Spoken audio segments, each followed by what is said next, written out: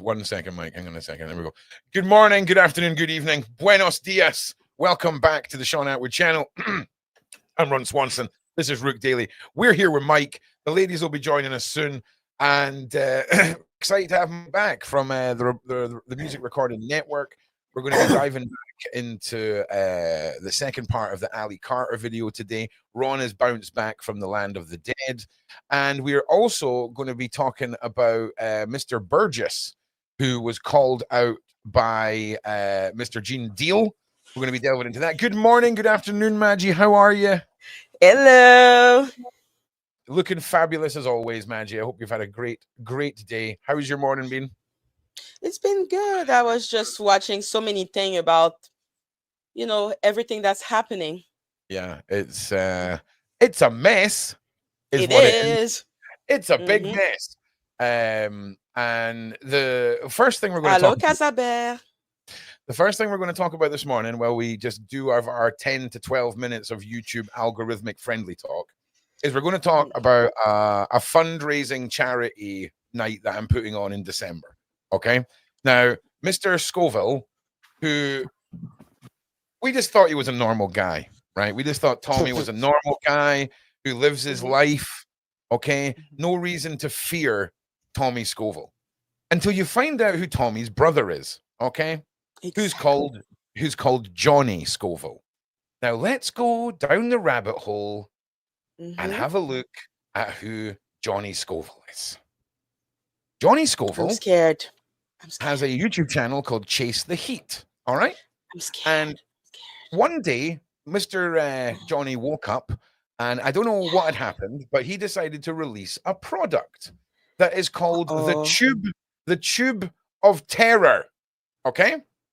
Now, the Tube of Terror. So you see all these YouTube challenges where people are eating hot chips, they're eating hot gummy bears. They're usually around 8 to 10 million Scovilles on the heat register, right? These start at 13 million Scovilles, this tube of peanuts. And then he's got version 2, which is corn nuts, which are 15 million Scovilles. Now, he's sent me a box of these. So the only way I can convince my brain to do this is to do it all for the community and to do it to raise some funds. So there's a wonderful community admin mod called Lisa who has a dog charity. And there is our wonderful Shane who books our guests, who's gone through a bit of stuff with medical things and all the rest. So I'm going to start off the night where we have one tube of peanuts, right, that I'm going to eat at the end of the show. I'm going to invite Johnny on. And I'm going to invite Tommy on. We've got 2 YouTube influencer dogs who are massive. One of them is a TikToker, 23 million views and upload. The other one is a Facebook famous dog. They're going to be there for the dog side. Tommy and Johnny, who, by the way, don't know that this is happening, but I don't care. You're doing it, right? So we're going to get both of them on. We're going to invite some of the YouTubers who've previously done the challenge on, and here's how it's going to go. So you and all of our lovely community are going to have the opportunity to donate money so that we can support these incredible community members. And for every $10 that you guys donate, I'm going to take one of the 15 million Scoville corn nuts and add them to the tube that I'm going to eat. For every $1,000 that we raise, I'm going to add an entire new tube of peanuts to the challenge, up to a limit of 3 entire tubes. I'm going to pitch to Tommy and Johnny for every $1,000 we raise. They also have to eat a tube. And we're going to do this to raise as much money as possible. And is your bathroom clean?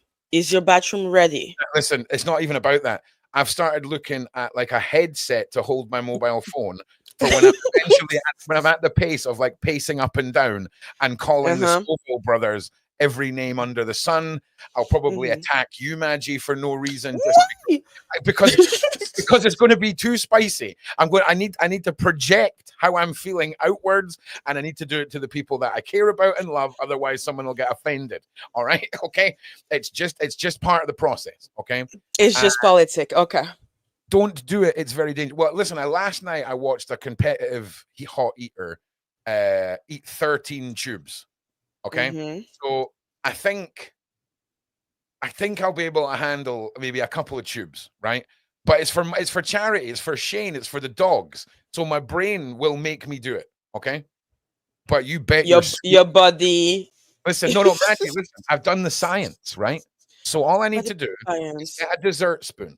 Okay, put the dessert Mhm. spoon in hot coals. Once the spoon is glowing red, I just suck on that for half an hour each night until I eat the peanuts, right? Thus creating a new scar tissue mouth. All right. Once we have the undestroyable layer of scar tissue, we'll be fine. Please don't heat up a spoon and eat it, okay? But No.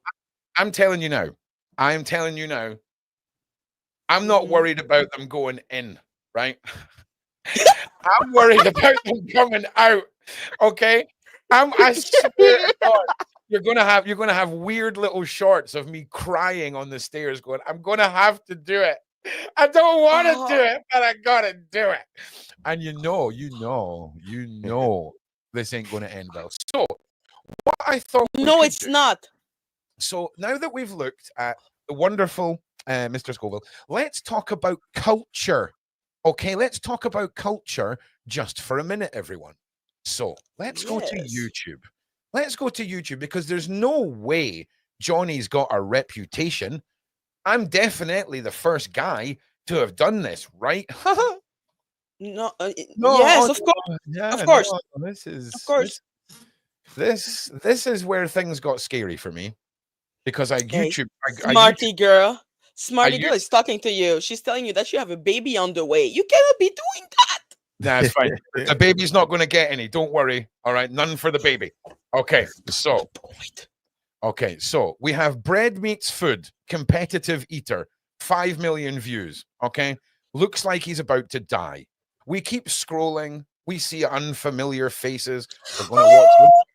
Oh no. Then this is the guy that done the 13 tubes world record. Okay, Atomic Menace, professional spicy food eater. Okay, now once we get a little further down, there's Johnny himself. Okay, we keep going, and eventually YouTube won't. Here we go. So eventually we get here. This is the LA Beast. If you've been on YouTube for a long time, you may have known or seen the LA Beast. He is a legend. He is one of the good guys, and he is one of the unchangeable, pure shows himself creators. Let's just take a little look, shall we, at how he gets on. Just for fun, guys. Have a good day. So here's the glorious warning. 13 million. This product is no joke. We'll skip, right? Have a good day. All right. That's two. So the way the challenge goes is you have 10 minutes to consume the whole tube. You're only allowed to eat 1 or 2 peanuts at a time. And once you finish the 10 minutes, you have a 5-minute afterburn where you've got to sit and take the heat before you're allowed to eat anything. So I think we can get it. He's eating his way through. He's eating his way through. Round about here, things start to change a little bit. Look at his face. He's sweating. That is not just sweat. That's bogies. Oh. Okay.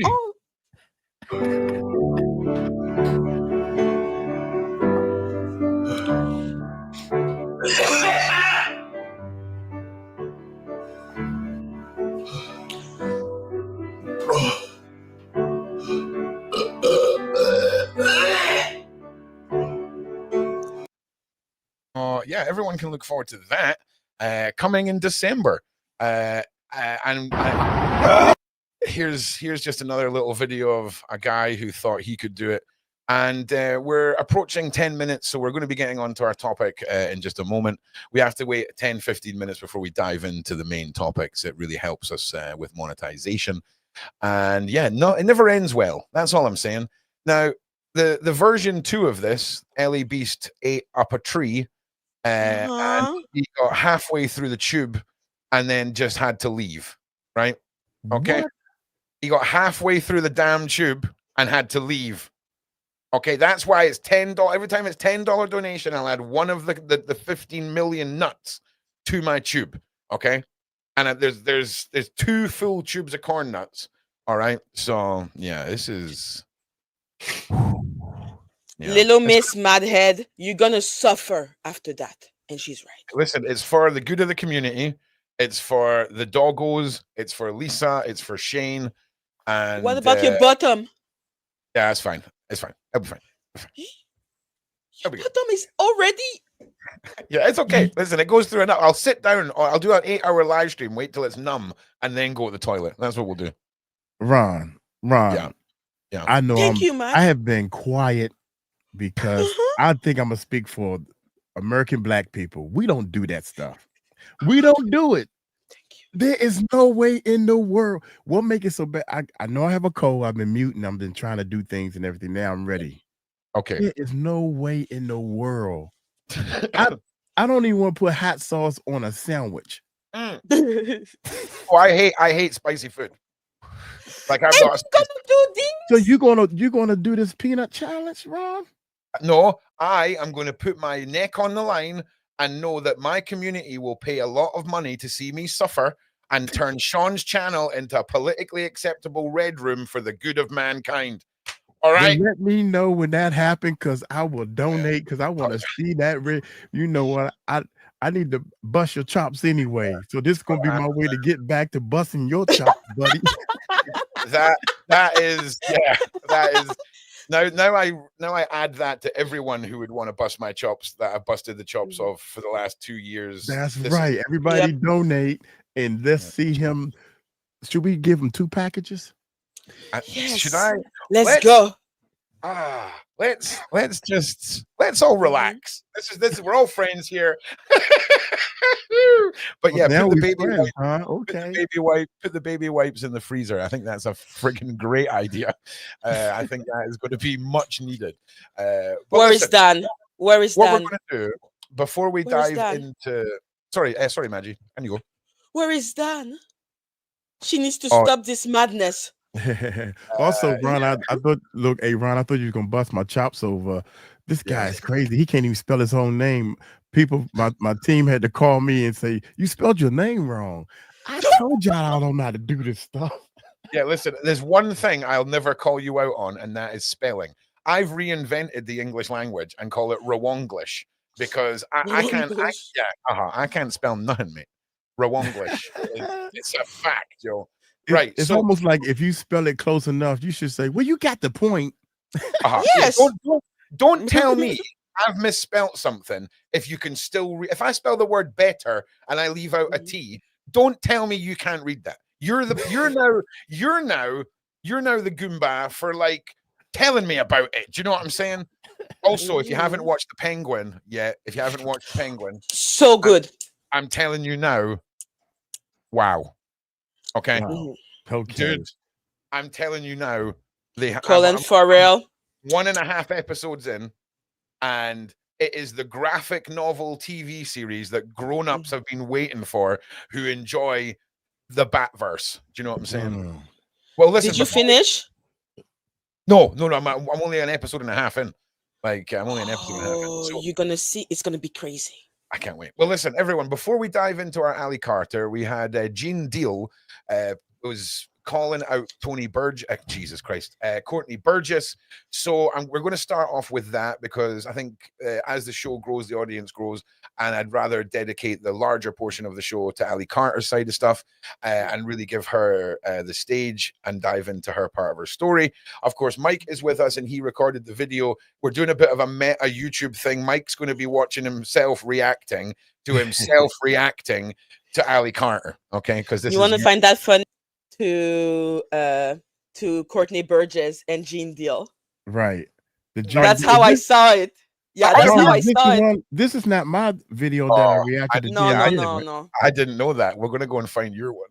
Yeah, go to the channel to be kind of close up. In fact, no, I tell you what, we'll do your one with Ali because it makes the video a little bit smaller, right? So rather than doubling up, we'll stick with what we've got so we can see what we're doing here. Just you can see Gene, man. Oh my goodness. Yeah. Okay. Let us know. Okay, here we go. Ron, Mike is wrong. Caribbean American. You never said Caribbean American. Okay. Never said Caribbean American. Okay. All right. And also he was wrong a little bit anyway, because I'm pretty sure Maggie's not American, but she played along just for fun. Okay. Exactly. So it's all And good. because even if we like hot food, we don't like just to kill, just to die by the I'm talking bottom, about like he's supersonic, doing. hot, Yeah. hot. I mean, Who don't get does me that? wrong. I'm not one of those like mayonnaise is spicy guys. I'm not one of them, right? I do like I like a little bit of nip, but I don't want to feel like me eating. I've already turned like a Chinese meal into a form of self-harm, okay? Just because of the way I can consume spring rolls and duck rolls and all of this. I don't need to then add in a next level of self-harm. Do you know what I'm saying? And then I'm just saying, man. Like Dan sometimes looks at me and I can see the judging in her eyes when I'm like, "Don't look at me. Yes. Don't look at me." Yes. You know what I mean? Yes. And every time Yes. I'm talking about always like, 9/11 type of sauce. Dan. yeah, eating a Chinese takeaway for me should be done in a cupboard alone with my top off, the top off of shame, just sat in the corner, just like Gollum. Uh-huh. Listen, we can be My honest. precious. We're all friends. We can be honest here. Put one in the side chat if you know all about shame eating. Shame eating, the non-spectator sport. Out of all the things we do in our life, it ain't one for an audience. And I do it too. All right. Hey, listen. Listen. Let's Yeah. continue. And let's see exactly what Gene Deal was a dropping. Yeah, this is crazy. Who's this guy named Courtney Burgess? Like, what's the issue between both of y'all? I came across this video where he made a comment talking about how you was in the room and, you know, you witnessed Diddy hit Ja Rule from the back or Ja Rule hit Diddy from the back. I don't know. It was something like that, man. Let me see if I can find a video for you can see it. Gene Deal. I'm looking at him. He's watching Ja Rule get hit in the butt with plugs. And that's on the back of the book, the official book. Damn, so that's the plugs that was used on Ja Rule? Yeah. So he's telling the story. I'm listening to him. What man sit there watch two men have sex? Right. You know what I'm saying? Man, I don't hear. Hey, take this bullshit, bro. Take this bull. Man, first and foremost, how he know how the butt plugs look? How did he know how the butt plugs look? Was he there? Second of all, if everybody who heard the story and stuff, I never said that Puff was hitting Ja Rule or did nothing because I wasn't even in the room to see anything that happened. Let's get that straight. It was two girls, two men in that room. It was two girls and two men in that room. I don't know what the hell happened. Like I said, when me and Jack Cousin got into it, and I threw him up against the piano, they ran out the room because of the ruckus. Point blank. Point blank. Now, he want to make the story what he want to be because he's a liar. He's a liar in so many different ways. And a dude just blew him out the water. Don't want to mention nobody else's platform, but a dude named Corey from Too Strong blew him out the water. Showed how he lied about the feds coming into his house and taking all his equipment and taking everything from him, all his media stuff, his phone, his laptop, his computer, his So if we're talking about Courtney here, right? If Courtney has said that publicly, has he not come on the Sean Atwood channel and say the feds never came to my house, they never took anything, they asked me to hand in hard drives, right? Was that not the narrative he told us? Is that what Gene is talking about here? Have I missed something? Maggie, is that what you're thinking? He's talking about what Gene told about him when he was talking about that he saw Diddy push Ja Rule, and that Jane told him, and Jane is calling him a liar. And the other part, he's talking about the freak off, and he says, you see all of this, you know that he was hit by a dildo, whatever, and the butt plug, and what are you talking about? Like, you don't know what you're talking about because you don't know anything. So Right. that's what I felt he was saying. Right. I mean, I'm not being funny though. We might not all own a butt plug, but if we all had a gun put to our head and we're told to draw what we thought the shape of one was, I'm sure we've seen things on TV or the television or stuff like that. We can imagine, right? I mean, right. I'm sure we've all got a point of reference in our head. Not that we'll admit it. All right, I'm not saying you all have to. Oh yes, I agree. No, but you all know what I'm talking about. All right, you little rascals. Yeah. Because I saw don't know what I saw in the chat that they were saying that, oh, Gene Deal is the real deal. But now, I don't know if you know Choke No Joke. He was a bodyguard of Diddy before, and he just did a video with Lionel B saying that Gene Deal was a liar. Yeah. Listen, come to bed. Come to bed, guys. All right. No way, Ron. You think Courtney is like, I don't know. I was sent this today. I am very much, as a journalist, presenter, whatever. It's different when it's Mike or it's Maggie or it's people that are we're becoming friends with. We're bringing them in. They're not really a controversial part of any of this, if you see what I mean. But when it's the Courtneys, when it's the lawyers, when it's even say big homie, Jaguar, all these people that are being brought in, it's looking at their credibility over time with us, and it's looking at their credibility over the time in the past. And Jaguar, Natanya, big homie C, basically everyone is passed with flying colors. Everyone passed with flying colors. But right, we've got a couple of people who are popping up that have sort of crazy conflicting stories. Yeah. And that's where Courtney comes in at. Yeah. And this is what I want to say. Gene has never changed his story. He said he was guarding the door. Now, somebody in the chat had said, was he guarding the door of a freak off? He never said it was a freak off. He said, Puff told me, Gene, don't let nobody in here. And he know that Puffy and Ja Rule was in the room with two girls. So the door was closed, assumingly, because he's standing guard at the door. Now here comes Ja Rule's cousin, and he would not let him in. And this guy tried to, why would you want to buck against this big dude? He said, no, you're not coming in. No problem, bruh. So he had to put him against the piano. That is the story he told. Now, where is all of a sudden Courtney, who has not put his name on this book that I have, is sitting here saying that, see, this is the butt plug that they was using to have sex. And I'm like, wait a minute. Let's say they was in there having sex, and let's say Gene was watching. Let's say he right. How did he get the butt plug? And he's seen it on the video. I don't think he said like this is the butt plug, but he was describing how it looked. And I don't know if he saw it in one of the video on the flash drive. Right. And he didn't write the book. So just to say. So my question is for Courtney, so to speak, how does Courtney know? Because he's saying, see, that's proof right there. And so the person that was interviewing Courtney said, so that's the butt plug they was using or something like that. Am I right? Something about this butt plug. But how did Courtney end up with that information that Gene is watching two people have sex? Where did you get that from? He didn't say that he saw that Gene was watching two people have intercourse. He said that Gene that Gene saw Diddy hit Ja Rule with a butt plug. Hit him like a joke or something. No, apparently you don't know what hit means. Hit means. Yeah, I'm sorry. I think that's the language. I'm such a French. What does it mean? I'm so French. It means to consummate. Yeah, if I say that that chick came over my house, I hit that. Yeah.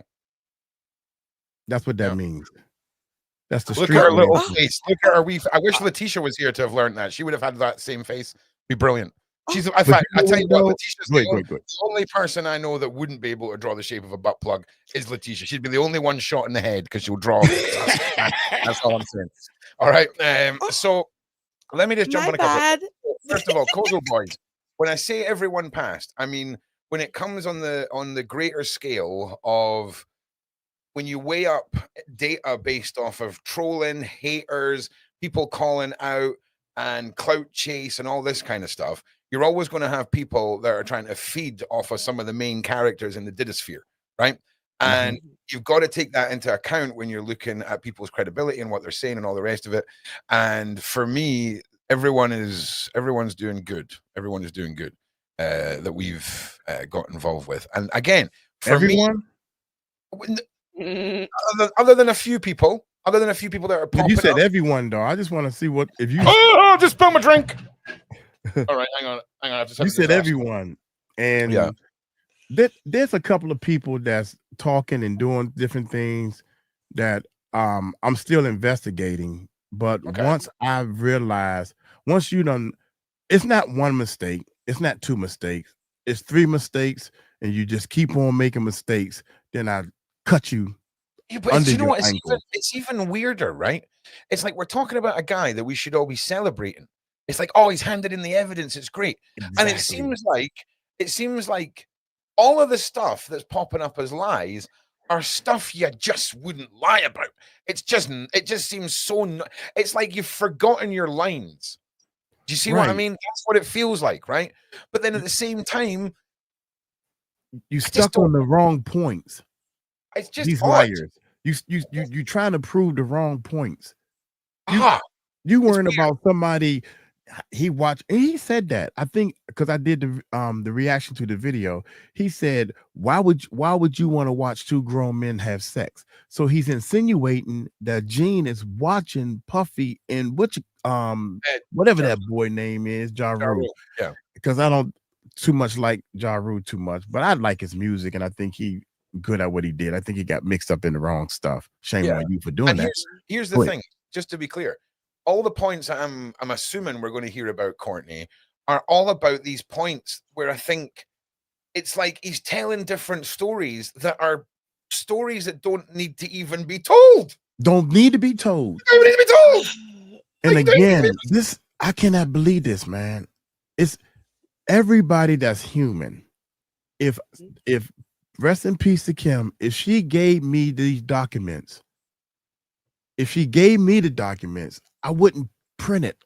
I wouldn't do this. That's foul. I would give it to the kids. I would give it to her parents. I would give it to her great grandparents. I would give it to somebody that I know.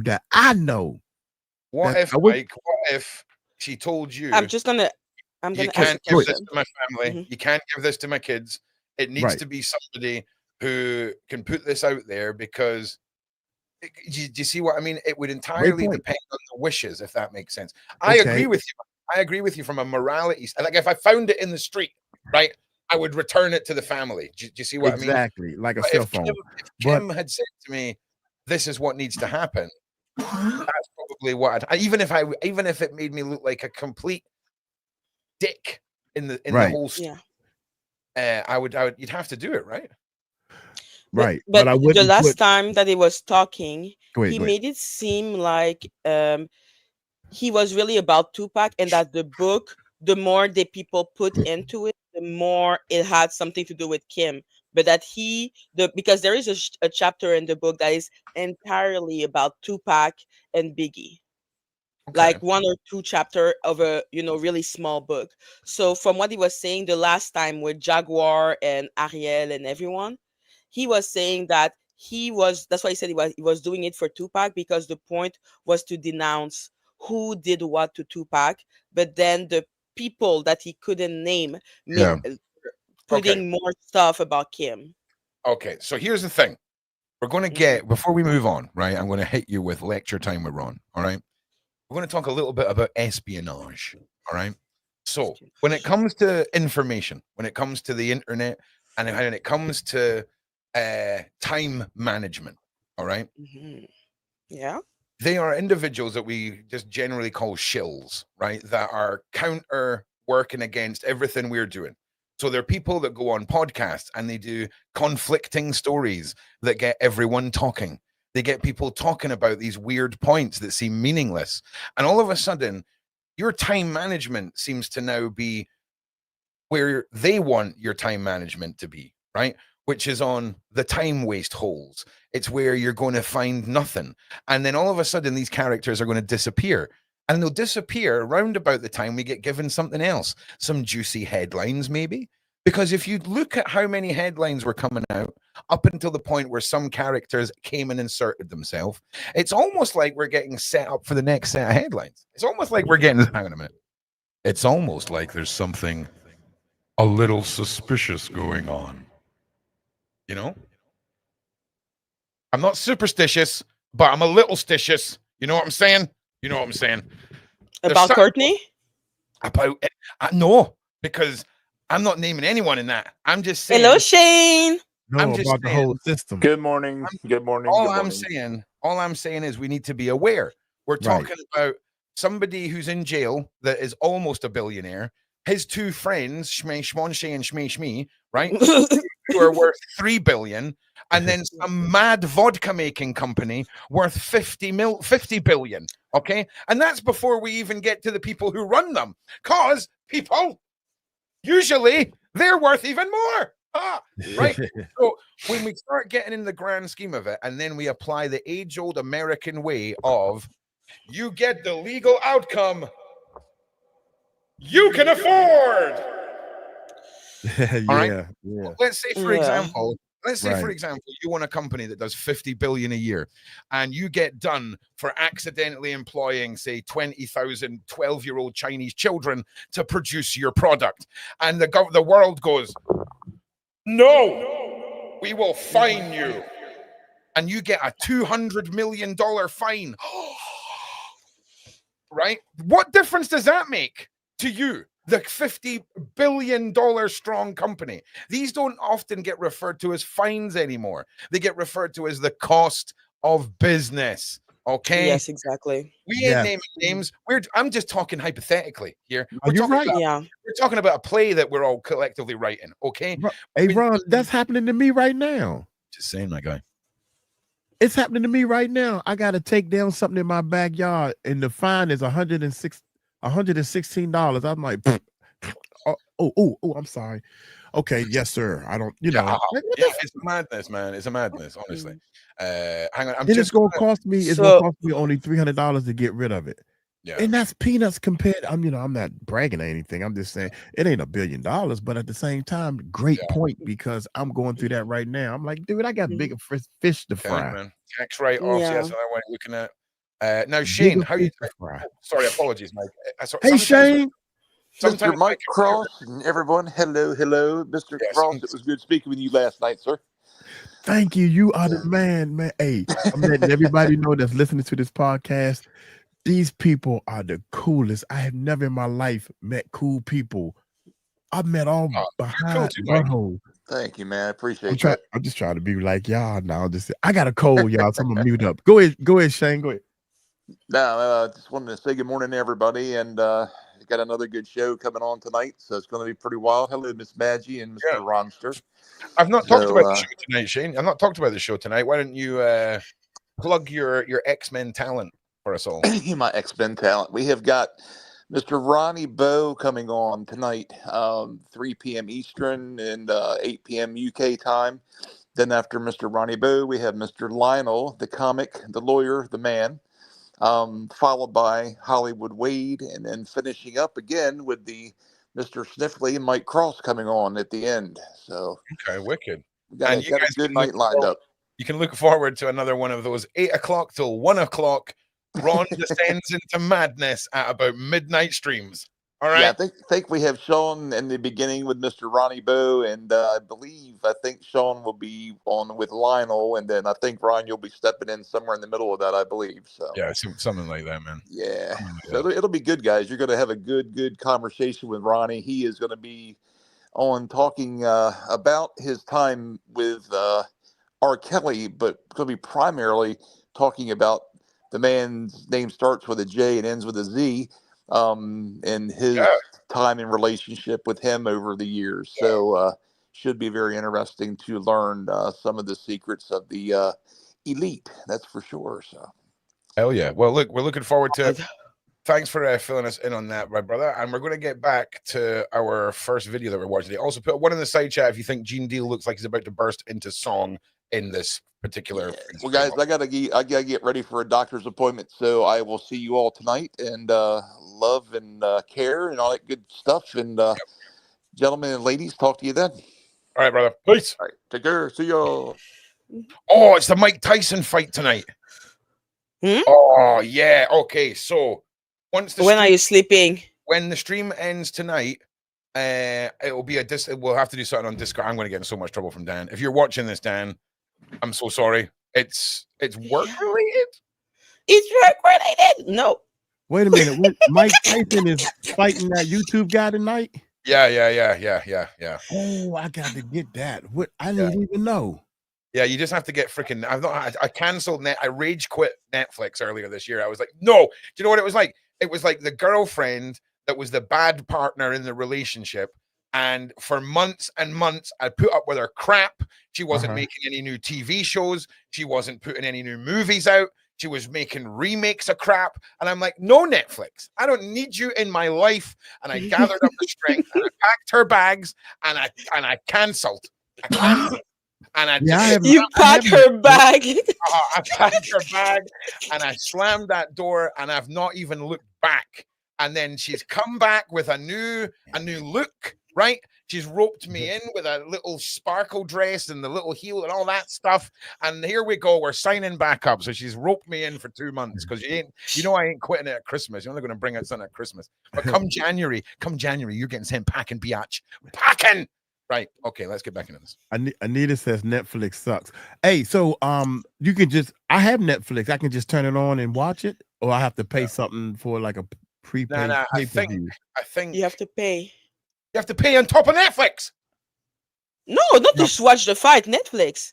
I swear to God, Netflix, if you turn up in the sparkly dress and I hand you money, and then when I go to watch this fight, and I take off the dress, and there's a chastity belt with a freaking swipe card on it, right?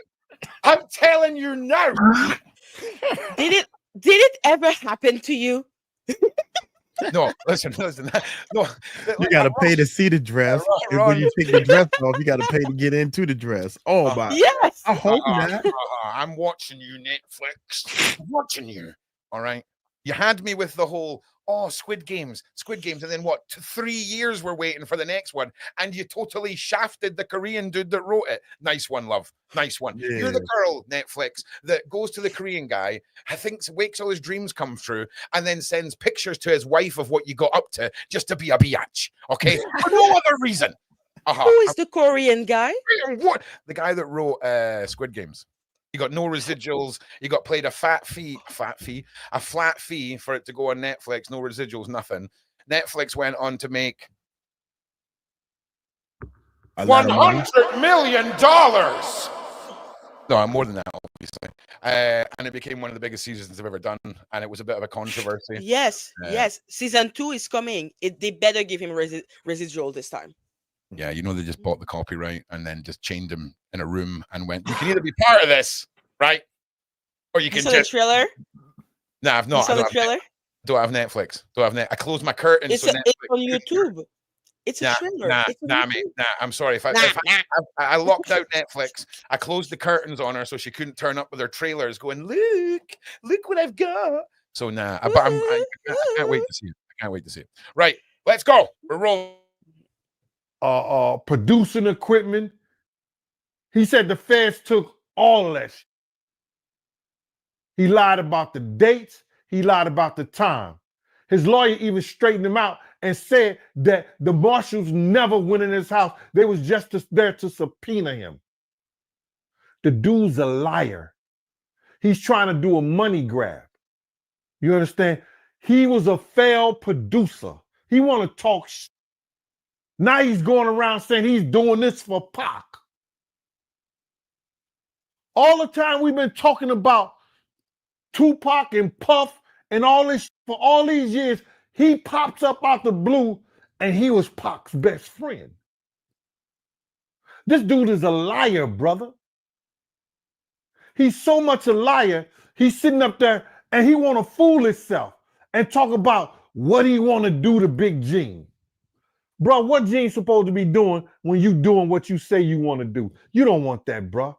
You don't want that, bro. You talk about Brick City and Newark, and then, man, I'm in Brick City all the time. I'm in Newark all the time, brother. I got family. I've been going to Newark and been hanging out in Newark since the Peppermint Lounge on Tuesdays, brother. I'm sorry, right? This is I just feel obviously Mike Yeah. has a lot to say about the producer bit. Yeah, you right about that. But I want to say this one thing. You got two old men. Mhm. Who you gonna put your money on? You got somebody that can barely talk, that never did security. He's supposed to be a producer / beat maker, or you got a security guard that was in the street letting you know that he's to handle the ruckus. He already said he threw somebody up against the piano or the piano. Who you think gonna be? He talking about some, we can throw hands, I can throw. Dude, you look like you can't fight. The way he talk, the way Gene talk, he look like he'll Yeah. beat up your shadow. yeah. I will say though, Your Mike, shadow. yeah, I will say though, Mike, if Yes. anyone ever tells you that the correct way of saying piano is piano, slap them right in the face. And let's continue on with this.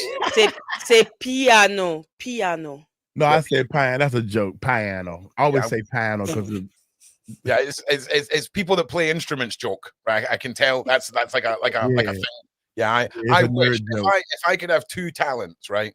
One would be like master at the piano, right? Because it's such a cool, like if you're the guy who walks in the room and there's a piano and you're there with your missus and you start playing the piano, I'm just That's saying, me. boys. I'm just saying, right? Mhm. Everyone loves a good piano player, so everyone in that room is going to be like, "Oh, that guy's just giving us the blissfulness of awesome piano playing as a gift." Yeah. People- Mike, I had played Mike, what do you want to answer to Sound of Music who is saying they both don't look like they can fight? You're wrong. What do you say? No, I'm sorry. What did they say? I didn't hear.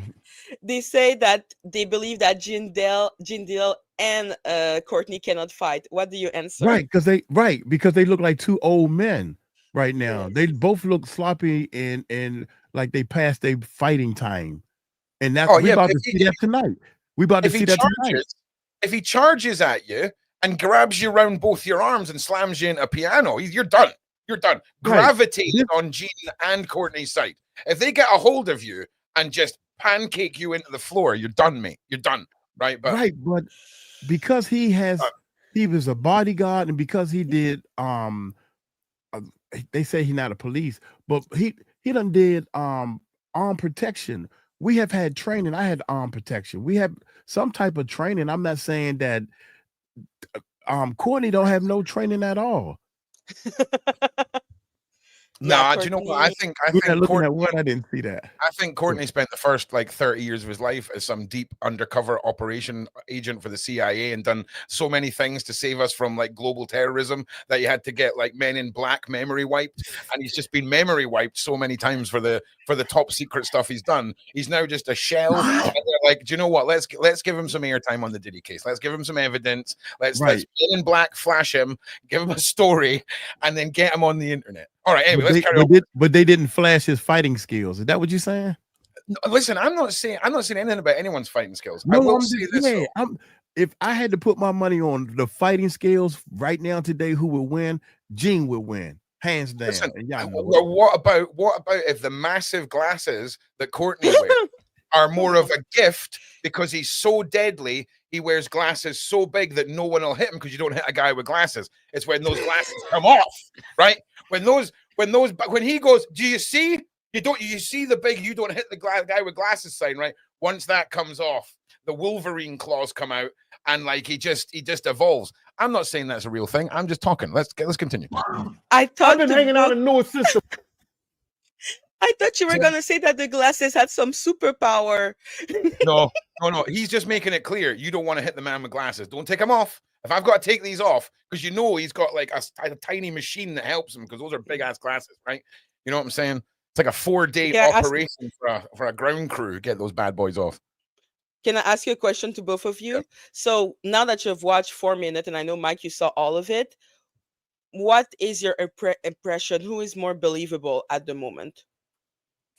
Oh, Gene I don't Deals know. or Courtney? I don't know. Oh, that's easy. Gene is more believable. Why? Even Choke the Joke, we haven't done that yet, and I'm Oh, down with Choke the Joke. Choke wasn't a bodyguard. He was trying to be a recording artist, and I think that he actually did not become a recording artist, a rapper. And I think Choke is Lil Kim's, they brothers and sisters, right? No, y'all don't know? Okay. I don't know. But my point is, he said Diddy tried to go after, Diddy made a pass at him. And Yes, that I saw. somebody said, well, how you know he made a pass? Come on, bro. You know when a female or a dude or anybody is making a pass at you. And I had to say, you got to be right, because this gay dude made a pass at me 3 times. And I'm telling you, I'm the type of person, the third strike, I try to be nice. The third strike is, look here, dog, let me tell you something. You barking up the wrong tree, period. And that's how Gene is. Gene is letting you know. See, when I first met Gene, I didn't like him. When I first started hearing him talk, I didn't like him because I thought he didn't do the King's English that well until I met Courtney. See? Yes, I understand. Once I met Courtney, I said, well, this brother speaks the King's English very well, because I have a problem with the King's English. I can barely get my thoughts out. But Gene is so adamant to let y'all know he could have supersedes a lot of stories and we would never know. He said, no, brother, I wasn't there. Here's what I'm going to say. Here's what I'm going to say. I think as human beings, right, we are pre-programmed to be attracted to what is comfortable. And in this situation, I'm sorry, we are on a basic level of enunciation and being able to speak consistently. I think some people will be leaning towards Gene just based off of the fact that they feel like they're dealing with an Apple Mac from the 1980s compared to modern PCs for how fast information is processed in someone's brain. Right. I think you said in one of your reactions that when you watch Mike Tyson back in his earlier interviews, he found it hard to articulate and speak. And when you said that, I was like, okay, actually, that's a good point. But doesn't mean I think that. It just means we need to remember we are human. We're drawn to things. And when it comes to really rooting out the truths and things like this, it's hard, but you need to separate Gene and Courtney as humans and just look at data points. Okay. Once you're just looking at data, repeating data that's building up, that sends to where the truth is and you can lean into it. And it's difficult sometimes. And hey, it's a daily show, and it's a day show and a morning show for some parts of the world. So we don't need to be too heavy. You can believe what you want, people. All right. Hey, if you want to tell me it was the crab people, that's okay. It's a daily show. We're here. We're here for some out there theories. All right. Ron, you know what? Play. You know what, Ron? You are correct. I just wanted to use my echo. Reverb. Yes, we can have reverb. Can you do the demon voice? Listen to this shit. Listen to me, Mike. They don't like my echo no more, so I'm gonna use it on your channel, man. Mike, Oh my God. listen to me. Obey me, Mike. Come to the shadow realm. Come with me. We will take over the world. All right, let's get back to this. All right, okay, yeah, get back. The Peppermint Lounge. So you can say all the stuff that you want to say, but it's going to come out, brother. Because you know how I know you a liar? For instance, you got on the news and you said that Diddy was having sex with stars and young kids. With young kids. That means you was watching pornography with kids, so you a pedophilia yourself. All right, this is one up that we're going to be debating, right? So, for example, let's say someone hands me a pile of stuff, right? Or let's say someone leaves a hard drive at my house and I stick it in a computer and I click on a file and I see what he's talking about. And I instantly phone the police and hand it over to them. That does not mean you are now a PDF file. It does not mean that you have if anything, you are now a victim, okay? Yeah. Because you will never forget what you've just seen. Okay, Exactly. we need to keep it in mind. There's a big difference. Just before anyone says there's a big difference, right? No, When well, you keep a hold of the hard drives for multiple years, okay? I'm just saying, you may have been told to buy, and I understand the importance of dropping information, but I'm telling you right now, I would have put that in an envelope with like a newspaper or something from the day. I would have taken it to the post office, got them to stamp a date on it so that you could see when it was sealed, knowing that it couldn't have been further viewed or whatever. And I don't know the legalities of that. I don't know. Courtney not that smart to do all that. Come on, Ron. Now You listen, giving I'm not saying he is. Listen, if you'd been Men in Black flashed 47 times in a week, okay, just because you can't remember your freaking lines when you go on the internet, allegedly, maybe. I'm just saying. I'm just talking to Courtney. Right. I'm just. Here's the thing with, like you said, this happened so long ago. If he had the flash drives and he watched it, you're right, Ron. That don't mean that he's you wrong yourself. But if it's kids on there and this is one of your friends or whatever, yeah, you should have done something. You should see have done something, something, say something. You should have done something, anything. And I You tell should you have what, did what Ron just said. But let's say that, okay, like he sees the videos and he doesn't do anything. Like he could be scared. Those people are, and that's what were so powerful that they wouldn't. Totally agree. Sorry, man. Yeah, exactly. So I don't, that's why. You know what? I that they don't wouldn't. agree. I don't agree because you acting like you such a badass to Doesn't matter. Gene. No, it doesn't matter. I don't think he. Now you He scared. doesn't. He It doesn't matter. act like a badass. He doesn't Yes, he act like a badass. He don't? No, he's always like, "Leave me out of it. Leave me out of it. I just want it to be done." That's not a badass. Yeah, no. That's someone who wants to be Gene- done.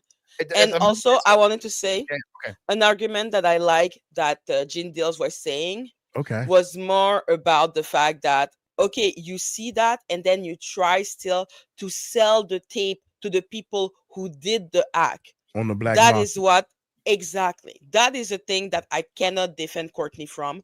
But the Okay. fact that he saw the video and didn't know what to do with it, I wouldn't know what to do with it if I saw Okay. someone that powerful. Okay. But what you're saying is because he tried to sell it, he's wrong. Yeah, because Yeah. you're profiting of the pain of people. Right. I just wanted to make sure I got you clear because of your beautiful accent. Sometimes and I apologize, y'all, because I got to set something else up. I'm listening to you guys from a Mac Mini, and the volume is so low that I can barely hear y'all. And it's not y'all fault. I'm thinking about bringing my amplifier in here so I can hear, but that's gonna be overkill. But go ahead, y'all go ahead. So I think that Courtney, no matter what, I think Courtney tried to profit off of this whole situation. This is proof. Listen. Why don't we as a community take all of the things that are almost like we're leaning towards a profiteering scheme, put a massive pin on it, and maybe wait a few days until we get into next week, and maybe we'll talk about something on Mike's channel. Okay.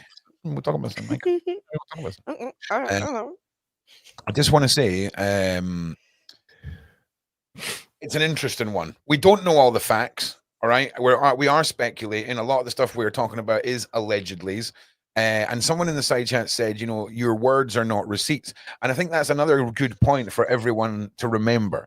When we're in a situation where there is people that seem credible, people that seem don't, they're all speaking their truths, and we're all trying to put together what is real and what is not. There have been very rare occasions where those who have the most doubt on them turn out to be the ones that shine up as the real heroes in stories. Try not to form rigid opinions, have fluid opinions, or have no opinions, and learn every possible outcome and debate an outcome or discuss an outcome. You're allowed to discuss things you don't necessarily believe in, because it can open up a thought process that leads you to somewhere you may not have gotten if you didn't think outside your own echo chamber. So just remember that, and let's continue.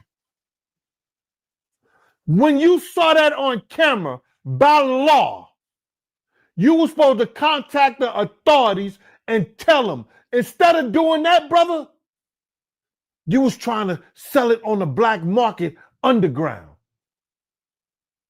They already know this. Before you even start running your damn mouth, and you said you saw that. I said 3 to 4 weeks ago, watch the Feds snatch him up. When I heard you say that, I said the Feds gonna snatch him up if they ain't already got to him. But what they need to do is charge you. Because if you watching pornography with minors, you just as guilty as the person who did it. You just as guilty. So do you not think when it comes, I totally agree. If what Gene is saying about the him trying to sell it, okay, that is where I believe he's got a point. All right. And if he's got evidence that we don't have that showcases that, and it's any individuals would have been watching it beyond identifying what he had as evidence, I can see he has a point. But I think a lot of what he's saying is based off anger and wanting to say things that can be blown up and used as very dangerous bullets against anyone. No, just to be honest. Jane clearly doesn't like Courtney, especially if Courtney is saying thing about him. Yeah. That choke no joke is also implying about Gene, by the way. Okay, so I'm not defending Courtney. I'm not saying Gene's wrong. What I'm doing is I'm explaining the situation how I see it, right? Are you talking to the chat? Am I talking to the chat? Of course I'm doing a podcast, Maggie. You stupid, man. Do you think we've just been having a friendly meeting each day for the last? No, because that's not what I was saying, and I'm like, because I agree that Gene Deals. Yeah. No, I was already on a narrative. Then you jumped in, and then I've just went back to my narrative. At no point do I ever listen to anyone's jump on when they interrupt a narrative. I just steer it right back to where I am and hope that one day they realize, I wonder why Ron never talks about the point that I've just made whilst I was interrupted. Because you interrupted me, and I've got a job to do, and I'm circling back. Yeah. So one real quick, I want to say, I think that Gene and Courtney is trying to profit off this whole thing in the first place. I really think, but they both are. I mean, they both feel as though they got more coming to them. They are due more coming to them. Gene is not doing these interviews for free, and Courtney is not putting this stuff out for free. Correct. You know, so I don't care what name you put on it and everything. And as far as Courtney's concerned, in my heart of hearts, you are doing it wrong. Gene is doing it because I was there and people want to hear my voice, and I'm gonna try my best to tell the truth. That's all I'm saying. Yeah, I mean the side chat is so that we've got some shocked people. We've got some people that are like known all along. We've got some people that are, agreeing with being fluid about it all, and it's an interesting, man. It's a good crowd we've got in. But yeah, when I'm on a rant and someone stops me, my brain deletes everything that I just said from my brain and everything I was about to say from my brain. So I've got to try and focus and bring it back round. So it's how my brain works, man. So anyway, let's jump back into that. I just wanted to explain that about the different ways that we have to view that what Gene is saying. So if we are saying he's got evidence we don't have that he knows about of multiple occasions where individuals may have watched abuse material beyond the point of witnessing it for handing in evidence or whatever, that's one thing. If he's saying and he's calling him that because he viewed it, that's another thing. And if he's saying it because, well, if he's going to sell it, surely he's having to show people clips of it in order to get it sold or whatever. That's a completely other thing. So those are the three things regarding the PDF file wordage and what Gene is saying that we all need to be aware of, because there's a lot of buzzwords and again, conversations aren't receipts. I'm not defending Courtney. I'm not saying Gene's right. I am just in the middle, in the gray, looking for the truth. Right. How did Courtney end up? Who said the word raid out their mouth first, as far as the police coming and subpoena him? Or the not the police, but whoever subpoenaed him, and all of a sudden they saying that, well, Courtney house got raided. Who started that word raid? Do we know? I don't know. We are. Somebody in the chat had mentioned that. I'm sorry. Go ahead. Yeah, that's right. There's a few people that are actually putting stuff together out with our community already. What I'll do is we'll figure something out for getting the video clips and things like that. It's just it's I'm already Go ahead. running a few. Let's get into this. I'm going to try and play this now for the next at least 5 or 6 minutes without stopping. I just need to make sure that my wonderful side chat, who are very educated themselves and have no need for me to treat them like reiterating that they have to remember that when you hear PDF stuff, everyone's super triggered. And I'm roping you all back in from grabbing the metaphorical pitchforks and the fire sticks and going out on a march to find the monster, if that makes sense. We need to just keep it objective. And I'm starring questions. I'm seeing them, and we're going to get to them too. So let's continue. You want to make up lies about what Big Gene saw and what Big Gene was there. Man, listen here. You told on yourself. And I might do the feds a favor. I might send them a copy. Because I know people down at the Southern District of what you said when you said it. But they already know. They already know. So you're going to tell who you got those tapes from. You're going to tell how they came about. And you better hope that you was lying about seeing the kids on those tapes. Because you're going to be held accountable. All right, just to clean up some algorithmic terminology, when we're on YouTube, we can't use the traditional word for a human being that is attracted to a child. So if you imagine if your name was Peter and your last name was File, your name would be Peter File, okay? So we use the word PDF file as terminology that describes a human who is attracted to a minor in a way that doesn't create demonetization and allows the conversation to continue. Let's go. Accountable for it, brother. Since you want to talk about Big Gene, since you want to make up lies about Big Gene, you've already stamped. You already put a stamp on the charges that's going to be against you because you said it on the air. You said it so millions can tape it and hear it. Yeah, there was kids. There was kids on there. It's about 2 kids underage. When did you tell the authorities about that? When they subpoenaed you and brought you in? You pervert. You watched some kids get raped. I got you, Rach. Don't worry. I'm the same. Don't worry. I got you. And you said nothing. You sat around and tried to write a book and make one. Man, I wrote my books 2 years ago. And they still doing good. How you gonna say you wrote a book, but you don't know what's in it? Bruh, you a liar. You came out the blue. You used exactly what I said. Code name. Mike, I will say you can feel free to react over the top of this. When I have my mic muted and if I don't mute my mic, I get reverb for some reason. So feel free to react over the top of this without me stopping it, just so you know, bro. Okay. How can you come on these big news stations and everything and say, no, he done put this book out. You have not used your name. You lied and said that you told somebody else that Courtney is not your name, and then you come on this channel or Sean's channel and say, oh, I just lied to him. Why would you lie to somebody? You lied, and you putting out this book and you haven't even read it. Does this not make sense to you guys? Listen. This is we're circling back now to things that don't need to be said, right? Why would you? No, not you, Mike. Not you. Yeah, go ahead. You're doing a great job.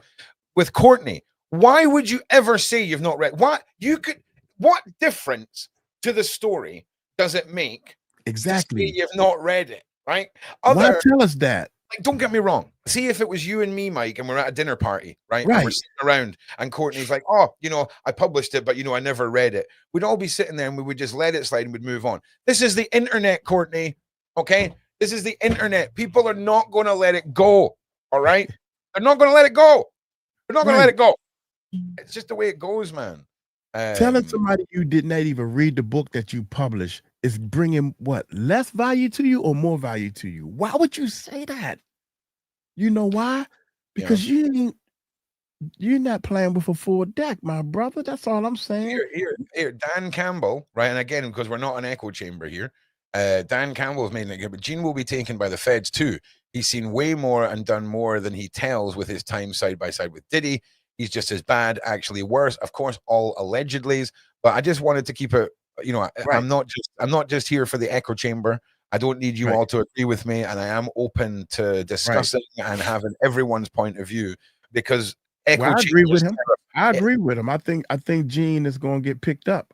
I really think that Gene, he thinks that he's being smart about it, but he's going to get picked up anyway. Come on, man. You was a bodyguard. They're going to question you about something. And again, I'm not taking sides, but if we just sit here and push one narrative on, for me, what is a new character in the Diddy sphere, right? Yeah. Not a new character. I've heard of Gene Deal. Right. But it was important that we stay objective, because the truth, the only thing that matters is the truth and saving the kids. Everything else can suck its mum. Anyway, let's carry on. Go ahead. That white dude ain't know nothing about Pac code name on that first book. You played a part in that and gave him Pac code name. I don't believe Todd knew anything, Chris Todd knew anything about Pac code name. What is Jamal Timwood or something, Teeswood or Timwood or something like that? He gave that to that dude. Then he tried to, I don't have nothing to do with writing and everything like that. And then when I saw it was a bunch of lies, even when it went back to the part where it said Gene Deal stopped Quincy Jones' daughter from drinking the pee out the pitcher, wasn't even me. It was Wolf. I did a show on that years ago. Told the truth about it. I ain't never tried to be nobody's hero. And what I mean by that is that I never took credit for something I didn't do at all. This whole interview is just giving the people what they want. I wasn't even paying attention to the table, because we're in a place that I got to pay attention to shit around us. Yeah, he feeding into the media right now. Come on, man, it's going to come out how much a liar you are. You're going to have to go back under the rock that you came out of. The rock that you came from under, you're going to have to go back. You making niggas around you look bad. You making niggas from Newark. I know some real solid brothers out there from Newark. But he's being real, though. Shout out Lamont. Shout out Black. This the street. Shout out my people. This the street. I know some real solid dudes out there. You making them look bad. Pause it. I agree. Say pause it. What he's doing is he's shouting out. See, here's the thing, man. I don't know about where you from, Ron, but the streets of DC and stuff, man. If you shouting out people, that means a lot. I can't. I'm too deep in the streets. I'm too dirty. I sell drugs. I just shout at people. Whatever. The police is on me. But this man who was honest is a best friend of mine. He went to school with me. Whatever. He's shouting me out, letting me know that I'm there. So that's the street side. Yeah, I'm with you. From the street side, I get it. Right? See, so from he's flowing from his mind, but whoever's doing the interview, Ron, this guy's getting paid to do the interview. We all know that. Yeah. Well, here's the thing. Make his money. Go ahead. Yeah, I'm with you. I just wanted to say, like Ali emphasized, it's trending. So Dan, there's two points I'm going to make here. One, there's those who've been doing this for years, okay, and have got no voice because of the restrictions of mainstream media not picking up on their stories, Okay. And it's easy to get the impression that once a story goes mainstream, that people are jumping on it just because it's trending. And I understand the frustration a lot of people get when they see something they've been saying for years suddenly be spoken about by a YouTuber and people are listening to them instead.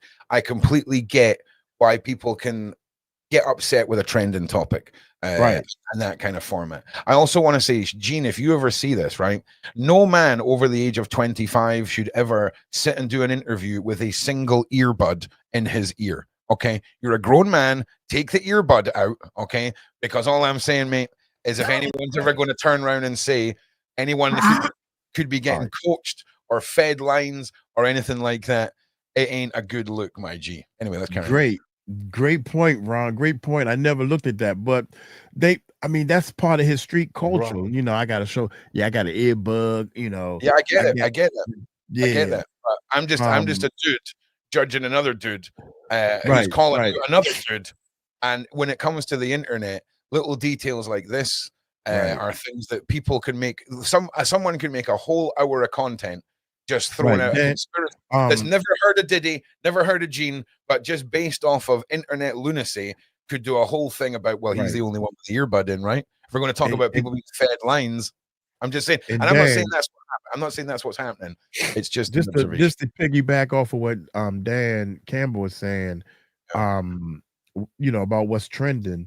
That's how I got started in all this, because you picked the most trending topics because you want the views and subscribers. And I'm sorry, you know, the most Eminem positive trending. I tried my best to do positive trending, and I'm mad because the negative trending, what's the girl name? Aaliyah Miss Carter, the lady that got shot in the face. All this negativity trending is what bringing the views and subscribers and everything. And I hate listen, to see that. no, listen. If you want to have an audience that's going to be surprised by that statement, you need to go back to the second day the first newspaper was ever printed, because that first day it was all good news, bro. Newspaper day one of the first ever newspaper, it was all good news. And then they realized that no one gave a rat's ass, and the next day it was all horror. I came to YouTube to make camping videos, right? And it was a great community. It was great. Okay. I seen the horrors of the world. I had to do something about it. And all of a sudden, people are paying attention. And I didn't care about people paying attention because the work I was doing was happening in the background anyway. It was all, but I was just reporting my absolute mortified factor of what was going on. And then it spiraled out of control. People were put in jail. People lost millions of euros that were transporting people. A whole bunch of scary people knew who I was, and then they got put in jail. And, you know, that's what happens when you're in a dirty PDF file. You go jail, or I ruin your life. End of story. That's how I roll. Okay, sorry. Right. There ain't no rules. Guess what I came on YouTube to do a YouTube channel about? Music. You've got an absolute gold mine there. You just don't know how to package it. And I got you. Don't worry. Also, you'll be excited to know for Christmas, I'm going to have a free downloadable game that I've made. It's called I'm Friends with Tupac. It's a drinking game where you sit around a table with your friends, and there's a little coin, like a little card you print out that says I'm Friends with Tupac. The first person that gets given the card, they have to spin a wheel, and you get berated, right, by the other friends of Tupac because they know you're lying for the time it takes you to down your beer. It's going to be a fantastic, fun game to play at Christmas. You too can have a mind like Jaguar, and you too can survive I'm Friends with Tupac. It's coming soon. Let's continue with this. And when the lies come out, you might have to knuckle up wherever you go, because you a straight ban. Nah, he a hand. Nah, he both of them. Check out the acronyms. Bitch ass nigga. Hoe ass nigga. Oh, I just want to make clear, it's a free game you download for free and just print off at home. There's no money, there's no profit. And I might make it into a nice downloadable PDF so it looks nice on your phones when you're playing. But it's a non-profit thing, no money, just for the fun of it, because I'm telling you, it's going to be fun to play. Yeah, they So this is the guy that's behind the Kill Porter book? he's in his feelings, definitely. He's behind the tapes that he claimed that he got. And he even lied and said, yo, I spoke to Kim Porter. Man, Kim wouldn't even talk to no crab ass nigga like him. I spoke to Kim Porter. You lying. You was a liar. Wow. You lying on the dead, bruh. This is the guy who said that he didn't write it, but he gave the information to Chris Todd, and Chris Todd wrote the book. They got the information off the flash drive, off her journal or whatever. Come on, man. They robbed the people. People are looking for some salacious shit. People are looking for some type of excitement somewhere, and they want to hear the bullshit. They want to read about the bullshit. No matter how much lies it was. It's crazy to me, man. But that's what you get on the internet. Listen. For all the people, I've made some of the best decisions of my life on alcohol. I've had some of the best times of my life on alcohol. The people that use alcohol as a facilitator for being horrible pieces of crap and doing things that only moronic, horrible humans do, like murdering a bunch of people with a car by accident because you decided to drive, or, kicking your whole family about a house. This game's not for you. You're not allowed to play My Friend is Tupac. Okay, this is for responsible adults who can partake in alcoholic beverages, okay, in a way that won't ruin them. But I'll make a virgin version, okay, for all you non-alcoholic people out there. No problemo, okay. But yeah, they can play the same game. Just drink non-alcoholic drinks. This is for listen. Alcohol gets a bad rap. I'm telling you now, some of the stuff I put out on the internet would never have happened without 4 or 5 freaking fireballs to just get the courage up there. People that do terrible things were more than likely already terrible people. Okay. I wish I didn't have this cough, man. This cough is killing me. I'm sorry, y'all. I apologize. That's all right.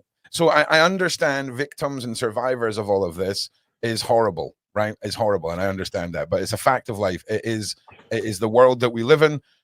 So I'm just putting in my 2 cents there. No. So pretty much you feel like he's in line about having all these sex tapes. Bro, you have the federal government going and putting people behind bars for having pictures of kid pornography. You understand?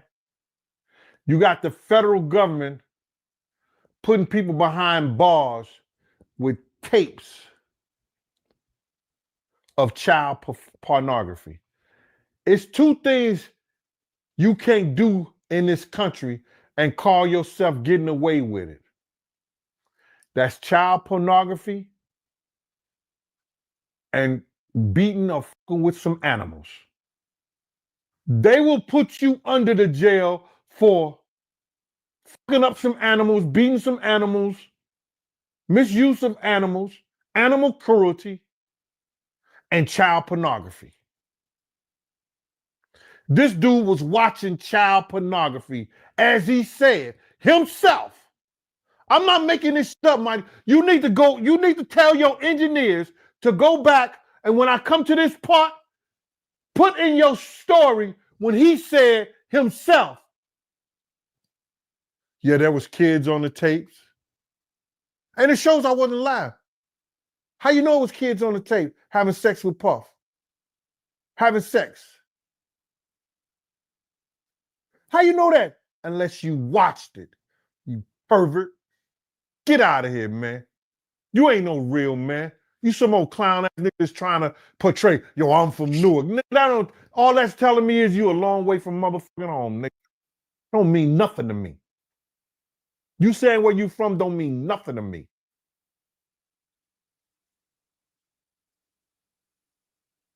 All right. Okay. I just want to say before we react to this, I love all the sides of our community. right? So we've got people who want the virgin, non-drinking version of the game, people that want the version to involve certain plants that are legal in America, right? And then you've got one person that just says, why not go balls to the wall and do the Russian roulette version? Yeah. Yeah. You guys can apply whatever custom rules you want to the fun game of Tupac is my friend. It's a very versatile, easy game to play, and you'll find out very soon. But yeah, I you need to guys, take a shot of something right now to knock out all this Fleming cold and stuff. Yeah, you got Real it. quick, Ron, let me. Yeah. I got a friend of mine that's watching, man, and he's not really into all this stuff, period. Shout out to my man Tom Slick. See, that's what we do over here. If I say his name, Tom Slick, he gonna be like, what? God dang. He said, you are blowing up. You are getting ready to go do some big things. Ron, he said he gonna take care of you. First of all, let me bust his chops. Ron ain't gonna do nothing. He ain't taking care of nothing. Nah, that's the man. He's the man. Ron is the man. I'm just messing with you. You've got so much stuff there that, like I say, it's going to be it's going to be easy, man. Dude, I've been investing into my dream for like 8-9 years. I don't buy the newest tennis shoes. I don't drink at the bar and turn up or whatever. I've been saying that one day I think I'm good enough to be in this music industry, and thank God I never got in. I can't believe what's going on. I am pissed off at this. So yeah, the first thing we're going to do, right, is we're going to beat out all of we're going to recenter you, Mike. Okay. Yeah. And we're going to say goodbye to all of Mike's old hopes and dreams. And we're going to let go of all the pain of the contract that you would have had to have gotten to get your fame. And we're going to take that dream and multiply it by 10 by just applying the internet, what you've already got here, your talents, what you can bring to people who want to be in the industry. And before we digress anymore, I would like to just jump in to discuss what we've seen there. So I'll start with you, Magic, because did you hear it all, by the way? Were you at your computer when your camera's off? No, I was doing things, but I have my earbuds, so I was hearing. Yeah. So you were listening. Yeah, that's fine. So you heard. Yeah, your answer is yes, not no. You said no. Hey, listen, you're too new, Mike, to be busting anyone's chops. No, I just want to hear her talk. I just want to hear her say anything. Go ahead. How dare you bust Magic chops? Beautiful Magic. You've been here 2 days, Mike. All right, relax. You're the intern here. Beat me up, please. I just want to hear her beautiful voice, the accent. So yeah, thank you, E, for the super chat. I don't know what I am mean. In my opinion. In my opinion, yeah. Yeah. What would it be in French? What would be the French version of IMO? Selon ce que je pense. All right, yeah, that's why we say IMO. Selon ce que je pense. Todd received the package he gave to Burgess to turn in. Burgess instead wrote an edited version of the book as Millwood to make money. Todd did damage control, saying he was Millwood, etc. Again, that's a great point. I just want to remind everyone, all allegedly. This is things that have been said. Allegedly. Yeah, alleged. But that's a great point. I mean, if that's what's lining up, that's what's lining up, right? Yeah, but I don't know. I feel that Courtney. Yeah, Grace, not Courtney. Jaguar. Go ahead. I'm sorry. I don't know. I just feel like he has a soul. Jaguar pinned Courtney against the wall, saying that were you saying that you're doing it to raise money for Kim Porter's kids and his family? Where the money at? And the guy came on and said, well, we haven't even made any money yet. We lost money. And I'm saying, why y'all in the middle of this in the first place? But Ron is saying, suppose Kim gave these papers to Courtney and said, no matter what, I want you to put this out. Okay, I would put that in the book. She gave this to, look, I'm only doing what she asked me to do. I would put my name on it. I would say, my name is on this book because I promised her that I would put this out. So now here it is. Yeah, I would have. But it's so funny. Listen, I would have put it out anonymously. I would have taken all that evidence, anonymously mailed it to about 50 different law enforcement agencies. I would have sold my possessions, moved to Hawaii, changed my damn name, right? And just hope to God you never dropped a hair or anything that could tie back to you, and just be like, And the Like type of money that Courtney has, I would have Mhm. spent. This is my friend now.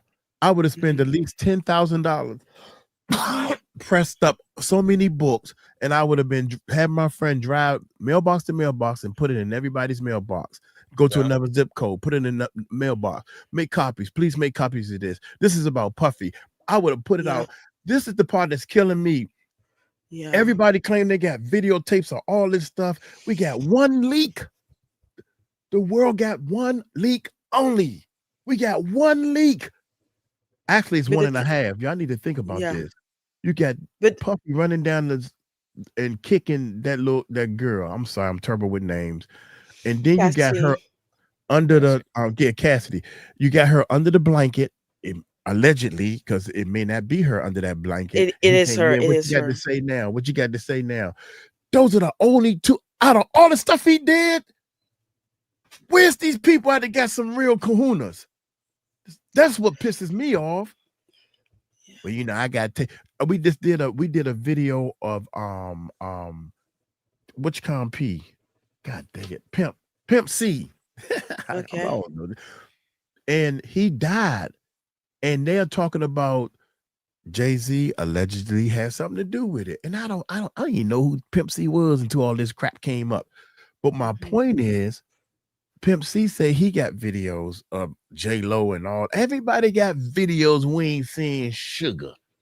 Why is that? I'm sick of this.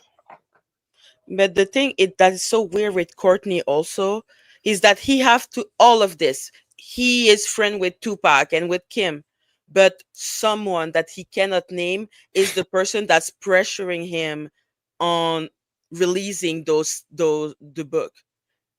Like that's what he said, that he had pressure. People kept on calling him to Right. release the book. So if it's your good friend that made you promise, why do people need to pressure you? I understand nothing. And he talking about he doing a movie. This is the part that kills me. I'm producing a movie. No, you're not. You probably putting you the executive producer. Do y'all know? I want to ask the chat. Y'all put yes or no or one or two. If y'all know what an executive producer is, do you know what an executive producer is, Ron? Oh, if I give you $50, right, and then you're a really good friend of mine and you work on the movie, I could probably be an executive producer, if I'm being honest. Okay. And Like hi, I'm, husband. like Right. I know there's also other producers, but literally, if Mike made a movie and he said, "Hey Ron, listen, see if you buy the after show beers, right? We'll slap you on as like co-producer." It can happen. It can Right. happen. I'm just saying it can happen. The executive producer puts the money up. Yeah. That's it. We done. That- Well, you know, he does more than that. No, okay, yeah, you're right. He can probably buy the beers. He can probably bring the girls. He can probably pick what destination we're gonna fly everybody to. The executive producer puts up the money. Yep. Period. That's number one. So, Courtney, you can be an executive producer. I don't know how much money this man has. Who cares? But you cannot be the producer because you can barely communicate with yourself, man. That's the only thing I'm saying. I'm just saying you can produce. I trying to produce a reality show because I don't have the budget. I don't have the money to produce a movie. I was trying to. I got 2 scripts written that I didn't write because guess what, Ron? I'm not a writer. I admit to it. I can't write. Here's the thing, though, right? Here's Go ahead. another thing that we're not considered, right? So Courtney doesn't seem like a very internet savvy guy. Doesn't seem like a guy who spent much time on the internet. And I know for a fact that when people go from one thing that they're used to, for example, public speaking, if you spent your whole life public speaking in front of a room full of people, you've become really good at that craft. And then you try and transfer that over to sitting in front of a mobile phone in your house, and it just doesn't come across the same way. I'm not saying that's what happened in Courtney, but it's another bit of data coding to add to the algorithm of all of this. And again, I'm not saying that's what it is, but simply calling a race car Now, I understand that. and taking a Formula One and using it on an off-road, it's the same thing, but they don't merge, you know. I have some friends. I have 2 friends, Ron, I swear. when they talk to me, I listen to them and they get so deep, they get into a zone and telling me all. I said, man, you need to start a podcast. I said it 3 or 4 times. When you talk to me and he said, Mike, I get into this zone and I know what I'm saying is real because all the books and stuff he read, but he can't put it on tape. He can't put it on video. I said, I am going to record you one day. So what I did, Ron, I actually told him, I said, do I have your permission to record you? And when I said that, the light bulb changed. Yep. He couldn't flow no more. Couldn't do it. I had to practice this because guess what? I could get on stage and kill them just like I did last night. I told you people come up and take pictures with me and everything. I showed extra off because I knew I was going to be on the show with Ron because things are happening. And I said, you know what? I don't even have to do this. So now the spirit, the soul, the spirit comes over you. It's a spirit that comes over me when I'm on that stage. I can't help it. I just accept it. When I pick this bass guitar up, my brother, I'm going to let you know I have been into, and I'm trying to explain this thing. Yeah, I'm trying to explain this thing. But here's the thing. You got to learn to control it. I was never a person on the microphone. I was always in the back. I'm afraid to talk because I can't get my thoughts together. But years and years of practicing and being on this microphone, now I'm a flower. I got people saying, yep, he's right. And I'm like, man, you agree with me? God dang. So I made my point. Courtney needs years of experience, and he talking about he's a producer. You're not a producer, my son. You're a beat maker. Well, if you believe Gene Deal, he's a failed producer. And that may be why he is, being put in that situation. Right. And just as a professional, like Jaguar, I don't got to prove nothing to you. Right. As a professional, I never let nobody hear my music. I never play for somebody. I never push anything onto somebody. But you best believe when they ask, I want to hear you play. I want to hear you play. Play right now, man. You talking all that trash, let me hear you. And guess what? I don't just go, shoo. I take it from here. Yeah, go right the way around, man. Yeah. And I deserve that because I was the sorriest person in the band at one time. And I practice. And Courtney is him and Ray J, man. These are my two. I hate to say it, Ron. Him and Ray J, I am going to jump on and step on. And you got to have a villain in this game. Why? I'm building a character. Go ahead. Why the second one? What did you say? Ray J. Why? Oh my God, that's a whole different podcast. Let me tell you something. First of all, I produce music. Yeah. By listening to Bad Boy, and I'm thinking, I think I got it. I'm learning. So I produce all this music, and it's now don't use this one. The producers is teaching me, right? Yeah. This is not a good song. This is a song. We got 8, 9, 10 songs, and we go up to New York and we start shopping these, and the people, the A&Rs and everything is saying, Brandy, love all of Brandy music, beautiful voice. Brandy has a son. Listen to me. A brother. A brother. We don't know. Nobody knows who this little kid is or whatever. Brandy has a little brother that's getting ready to do an album, and he might be interested in some of these songs. I'm like, wow, you think? Yeah, man. So we give a copy of everything to them. And they doing a deal and stuff and everything. And I'm like, I'm learning all this stuff, Ron. I don't know who's lying or who's not. Who cares? Only thing I know is they interested. Also, they call me. Yeah, man, we really interested. We want to sit down and do something and talk, whatever. All this talk, back and forth. Nothing happens. Well, they're gonna go in another direction and all this stuff. I'm like, hey, going. Well, I was close, but I don't think I'm good enough. That's proof. I'm not good enough. So let me go back and practice. Ray J whole album comes out. Ray J whole album, the very first album comes out, sounds just like my music. No. If I had one wish, is it yours? No, it's not my music. No. They didn't steal my music. Because I'm a strong believer that that's a myth in the music industry. Don't nobody steal music. Don't know. Everybody trying to get their own music out there. They didn't steal my music, but my producers and my people are saying that they stole my sound. Does that make sense? Right.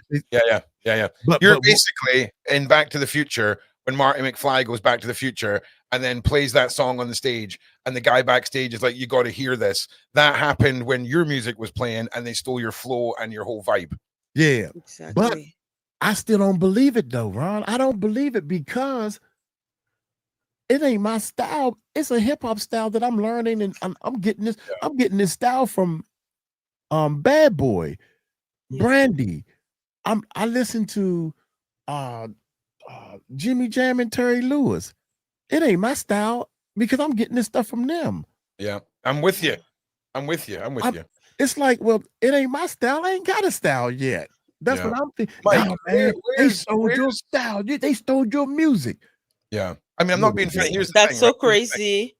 Until one guy there was no LED strip lights anywhere in the streaming world until one dude ordered them from wish.com, and then the next day everyone went, "Oh, he's got LEDs behind him," and then we all got them.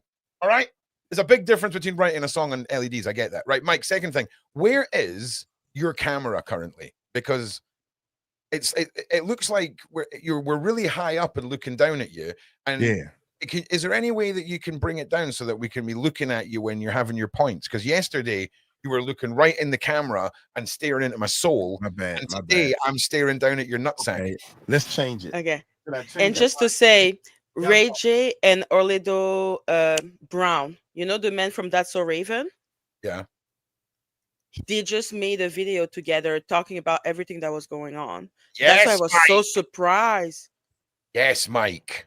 Go ahead, Yeah. go ahead. I'm listening. Well, keep talking, Maggie. Keep talking. Sorry, I was just reacting. I can say, Maggie, mute. Just mute Ron. I'm listening, Maggie. Yes. Now we're talking, my guy. Wait a minute. I'm gonna change it. I can change it. Oh my God. But right now, That's the one, my guy. That is the one. it's gonna go lower than that. But I'm Yeah. Ron is helping me, guys. I'm learning. See, we were looking down on you before, and you look small. This is the power stance where we're looking up at you, and you look massive now.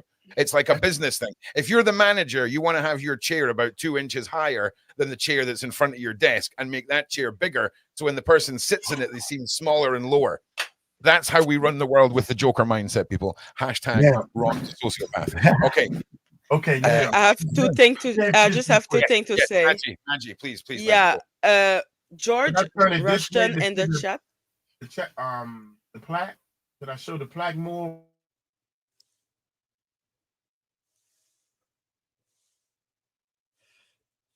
My joke. I'm sorry. What was your point? I'm sorry. I messed up bad. It's okay.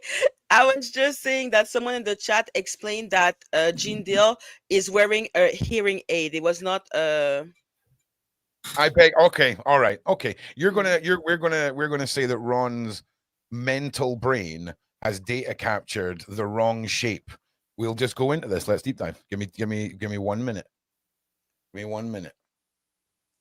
The wrong shape. I'm waiting to see what is happening.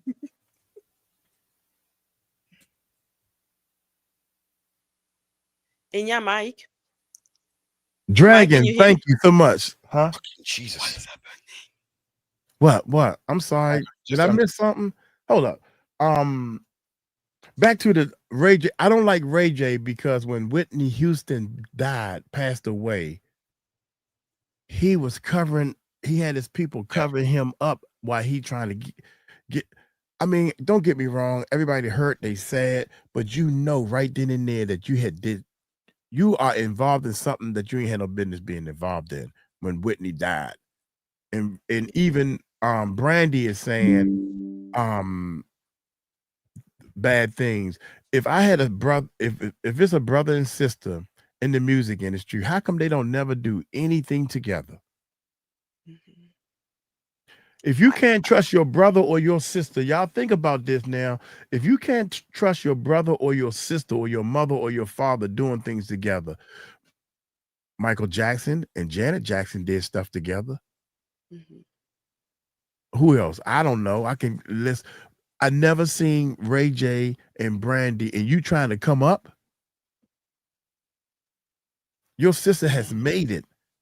She got all kinds of shows and everything, and you in competition with your sister? It's something about him, and I'm not. This ain't got nothing to do with the music. I can care less. If y'all stole the music, so do it. I don't want nothing from it.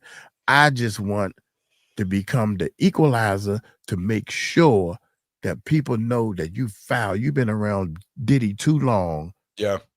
And why is Diddy? And this is the last point. This is the last point. As far as Ray J, why are you fighting or even having a conflict with Diddy's kids? You supposed to be on Diddy's side, but you having a conflict with the kids? First of all, you are an adult. Do you have some? Why are you even fighting Diddy's kids? These are kids. That's just like that little boy that used to live in my studio. You 26, 25, little Ron. boy. How old is Ray J? I don't know. I don't know. Old to be at this daggone spot with these little kids, and you in the coffee. I would, my brother, my bodyguards, or anybody. I don't look him. I apologize, brother. I don't know what's wrong with you, little man, but we need to work this thing out. You need to be coming way up under the radar. Yeah. But nah, you want to be like, man, forget you. You need to understand where you at. I had to. Yeah. All right. Listen. I do. Just to say, I don't know it because like Orlando Brown was accusing Ray J and himself to be to those Diddy white party, but just to say, Ray J has survived a lot. He has survived the Kardashian. So, just to say, what's wrong with the Kardashian? It's a lot I may not know then. All right, let's just carry on. We're hitting an hour 40. I want to get at least another hour of the show today, guys, and I want to dedicate it all to this Ali Carter story. We've got close to 2,500 across all platforms. Can we just get one last share, a like, and a subscribe from everybody? It really does help at this point of the show. If there's a 2,000 of you and 10% if you push that out with some shares, it really does make all the difference. And let's carry on. Again, trigger warning for a lot of people, survivors and things like this. This is quite a hardcore a topic. Ali's entire story is incredibly triggering. So just a preemptive warning to all of you lovely people.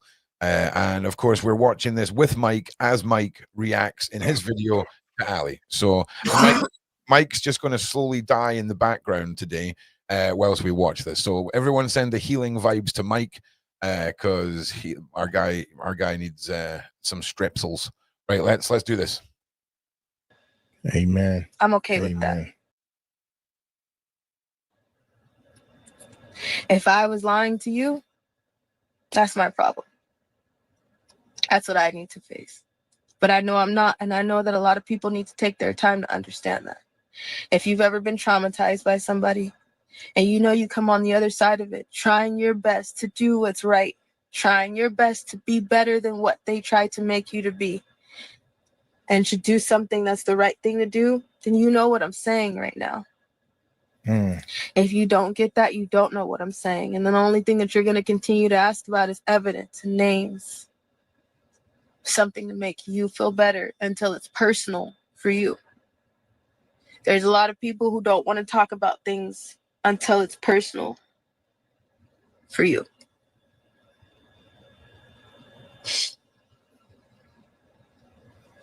I don't wish what I've been through on my worst enemy.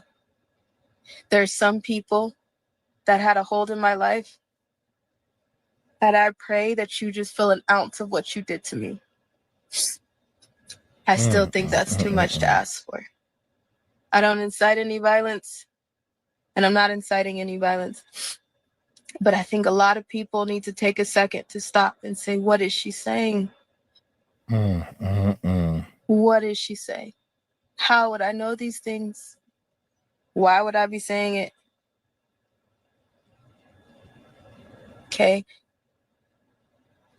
I have a lot of information on the Telegram after we do this live. There's some of my docu-series that we made ourselves is going to play.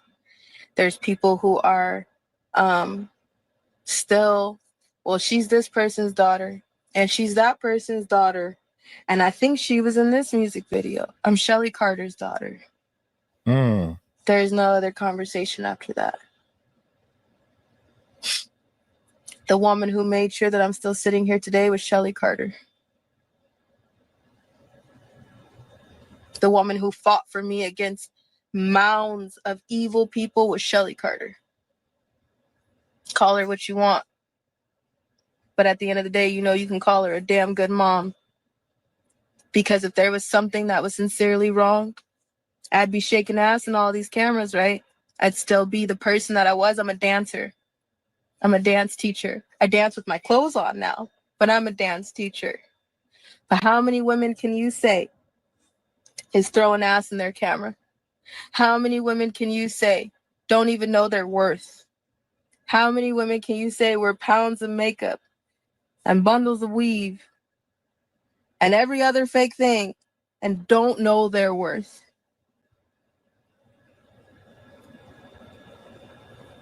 Versus who I am. I'm a dance teacher. I love kids. I love that look on somebody's face when they learned something that they thought I could never get, because I was that person that was called illiterate and never going to amount to anything.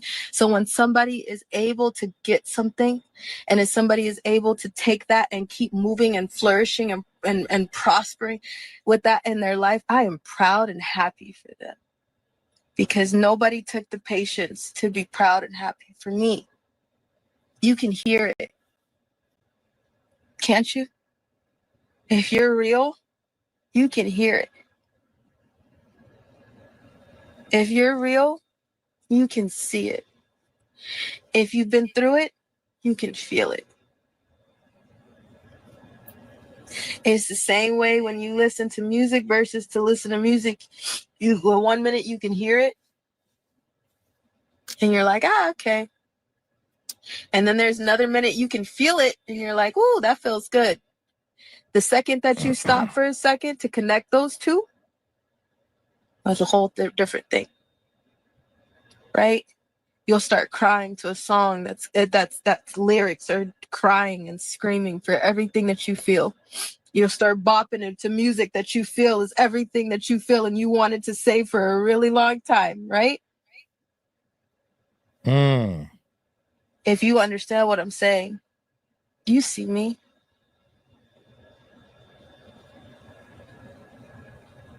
Right?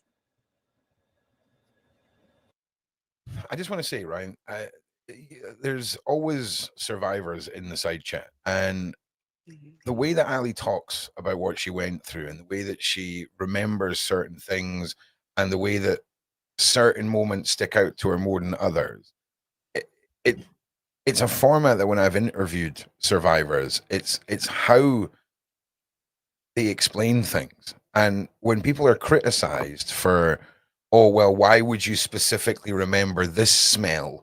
Why would even a smell be something that is relevant that you have to mention every time? Because it's such a massive part of their, not even just their story, but their recovery, if that's the right word.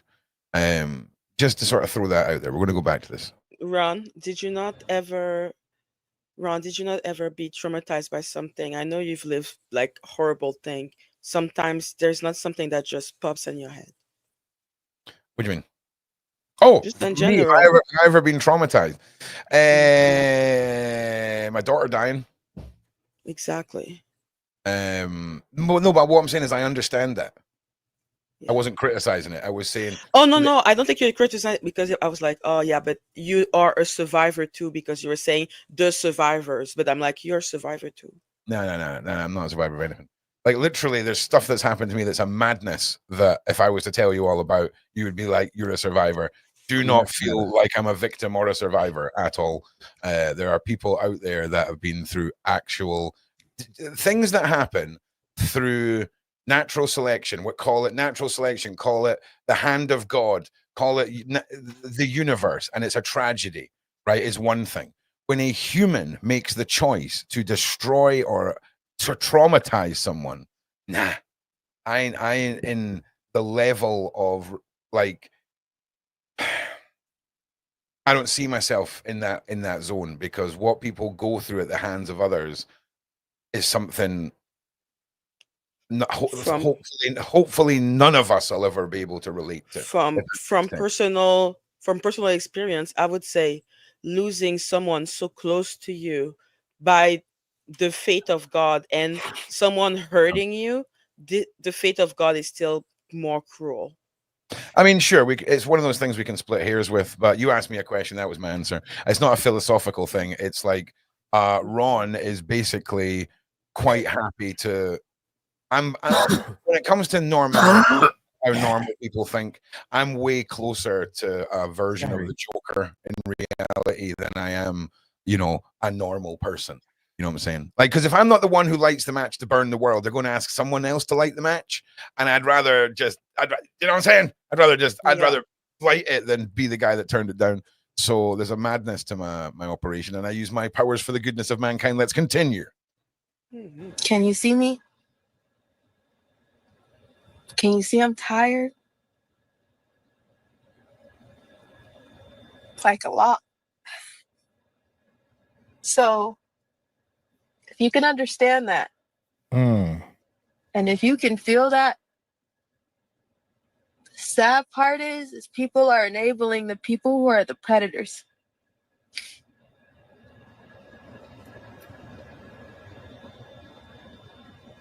Parents that you know are wrong. Abusers that you know had power and now they're losing power. You'll be able to read between the lines, right? Because can you see me? I'm 30 years old.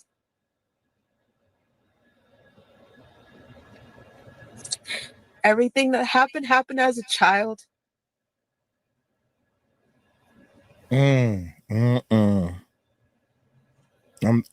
It's hard for me to even look. Me, you can see I'm not playing with you, right?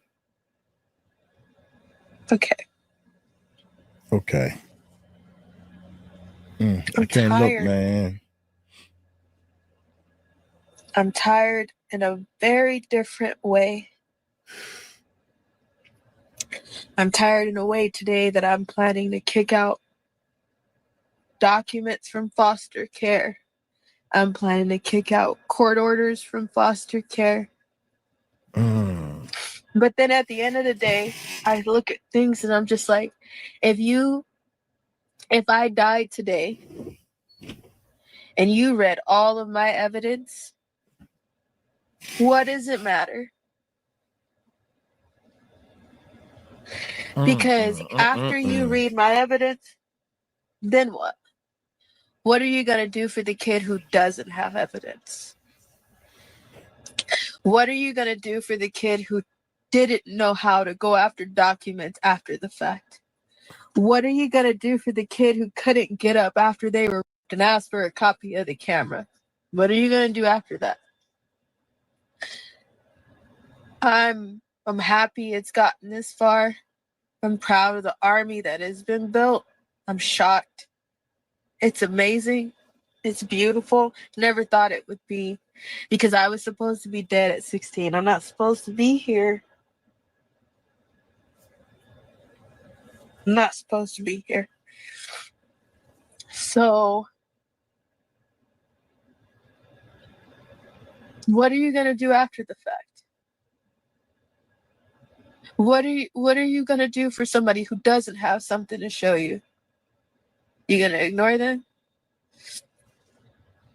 When you see a kid going through something and you know their family is abusing them, but they're trying to cover it up, can you not read the... Am I the only one? Am I the only one that's just realizing now that possibly Tupac found out about all of this and that's why he was shot? Right? Because I'm not being funny. The more I look at her face, the more I'm like, we all know who her dad is, right? Because let me just carry on with this while I have my autistic side. When was Tupac? When did that happen? I don't know. I don't have the answers for you. This was just a side mission. I don't know. But Tupac was shot on 2 occasions, right? He was shot in an elevator 5 times, and then he healed, had a vision of his next encounter where he was going to die, recorded more music than he ever recorded when he was alive, and one of the only artists to have more albums after his death of original music than he did when he was alive. And Thank just you, chat. started getting into the I can't remember what I was saying now. What was I saying? You derailed me again with your damn interruptions there. What was I saying? Tupac, and I was saying something about Tupac. Did y'all say anything about she thinks, and a lot of people think that that's Tupac's daughter. Is that where y'all came in? I apologize. I'm trying to get some work done and stuff as well. That's right. Yeah, that's okay. We're getting back to this anyway. Any of my side rant interruptions, it's right. Also, a lot of people. Well, as far as myself, I'm looking down. I'm at my phone. I'm texting while this thing is going on. These videos are long. Some of these interviews and stuff, and I'm bringing the facts. I'm bringing the people. I have watched the video, and then now I got to take care of business. So I'm looking at the phone, and sometimes people jump on you for that. You looking at the phone, you in it, especially my people, my A&Rs and my PR type people, and I'm like, look, sometimes you got to do what you got to do, because if you do everything that somebody else tell you to do, you're gonna end up like her.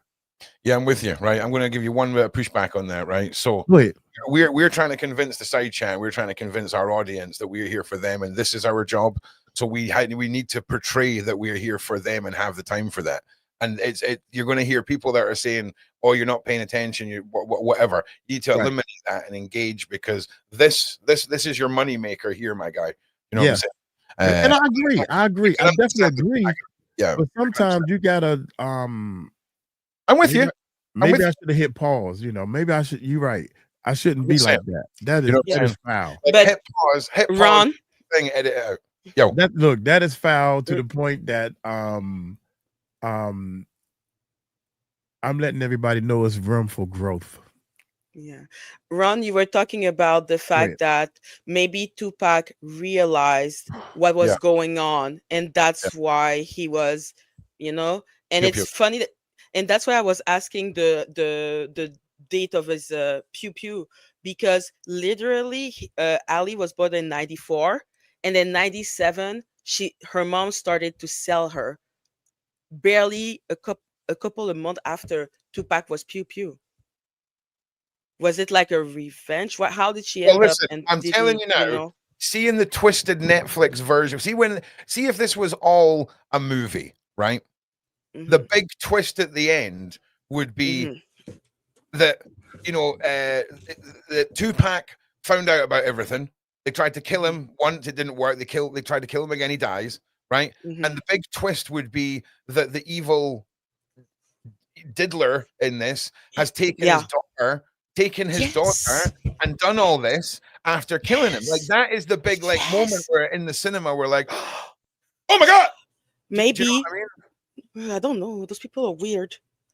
Like, I'm just saying, like Diddy was obsessed. When we add pure evil to the algorithm, right, of this whole process, when we add pure, we cannot feel empathy, pure evil, right? Exactly, my guy, right? Pure evil. Ali being allowed to live after what she went through, Ali having a voice for so long and no one listening, me included. It wasn't until I heard of her story and Paula really made me focus on it that we're here now. And I put my hands up and say, it's part of my job doing what I'm doing right now. But I had never, but I recognize her face. So I've obviously seen things. Guarantee it will be like one of those short form videos where it's like outing the elites and all this kind of stuff. And I recognize her face. But I put my hands up, and I'm dedicating a portion of this show every day. This used to be a 2-hour show. We're now running for 3 to 3.5 hours, just so that we can spend that extra time on Ali.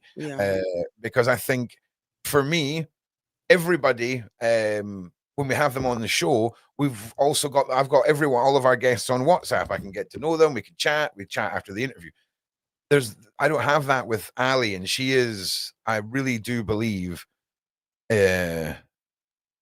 one of the bigger parts in this whole machine. And that's not, she has, when I say bigger parts, I don't mean her words better, or what she went through was worse, or nobody else's trauma doesn't match up. I mean, there's a good chance that there is a pure evil man who lives in a skull-shaped, layer in the side of a mountain, right? Style evil plan where like the hate for a certain rapper who's now dead could have fueled everything that she was forced into. Yeah. Because that to me is when you're talking about a guy allegedly who filmed a bunch of allegedlys, right? That allegedly, right? And then is using those allegedlys to allegedly blackmail people that were involved in these allegedlys. That is madness, right? We're talking about madness here. We're talking about levels of evil that we rarely see come to the surface because they're often not at such a low level in the cabal, if you will. Exactly. We see crazy humans, people that murder a bunch of people, serial killers, all this. We see them because that is part of the human condition, right? Yeah, but when we see this level of evil, my guys, because this is creepy. I'm sorry, because why was she not sold in the first 2 years?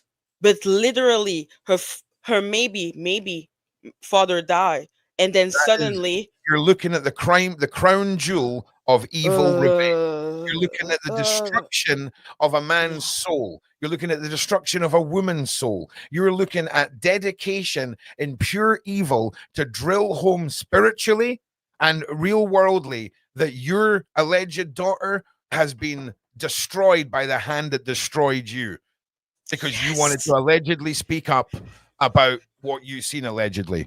Now, does that not all make sense in the grand scheme of the Hollywood movie version? That everything's a Hollywood movie in my head. I live in a musical. Okay, I can't. So I know my analogies come out a bit mad, but does that make sense, or am I just ADHD and all over the place? Like, what did that make sense? Dude, I'm literally shivering right now. It makes sense. Yeah, and again, I'm not saying anyone's daughter. I'm just saying, right? If it's Hollywood, there's some interesting data points. Okay, I've not lined anything up. I've just pulled this out my backside live. I've not fact checked anything. You're dealing with my brain, so we're going to continue with this before we get 20 minutes in another side quest. Real quick, shout out. I went upstairs twice. My mom, shout out to my mom. She gave me some cough drops, and I feel so much better. You got to love Mama. your moms. Yeah, most definitely. So shout out to Mama Cross. Hell yeah. Big shout out. She probably think, oh, look at all this stuff I done did. She know I'm crazy. Y'all know that she know I'm crazy. Yeah, man. We're all crazy narcissists on YouTube because our whole job is going, look at me. So trust me, we're all a little crazy. We're a little crazy. Okay. Healthy narcissism. The sort of narcissism that's like, hey, I'm going to protect my life and do good things. Right. Let's continue. Between the lines, after you listen to the parent, after you see these people that are coming on social media and they're like, I didn't do anything. I left at 1 o'clock. I didn't do anything. I never touched them.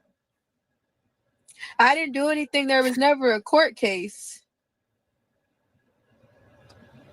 What are you going to do? You going to sweep them under the rug? Are they going to be invisible? Because it's not enough for you? It's never going to be enough. No matter what I show you, it will never be enough. I know that. It's always going to be too dark. It's always going to be too depressing. It's always going to be too much for somebody who doesn't know what that person is going through.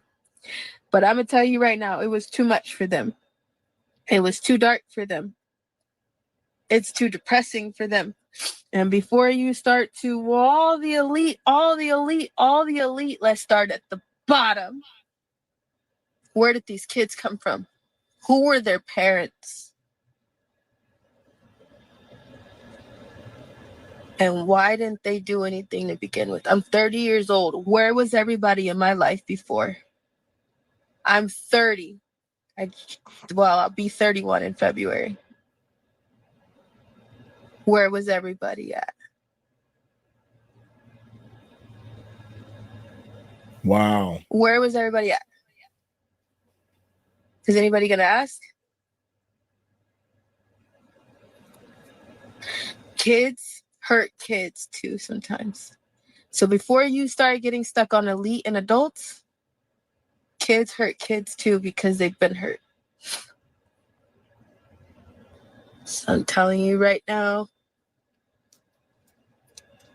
just so you can focus before I go, if something happens to us after we get off this live, in the meantime, I just want you to know I have dropped paperwork, documents, information off with everybody around the world.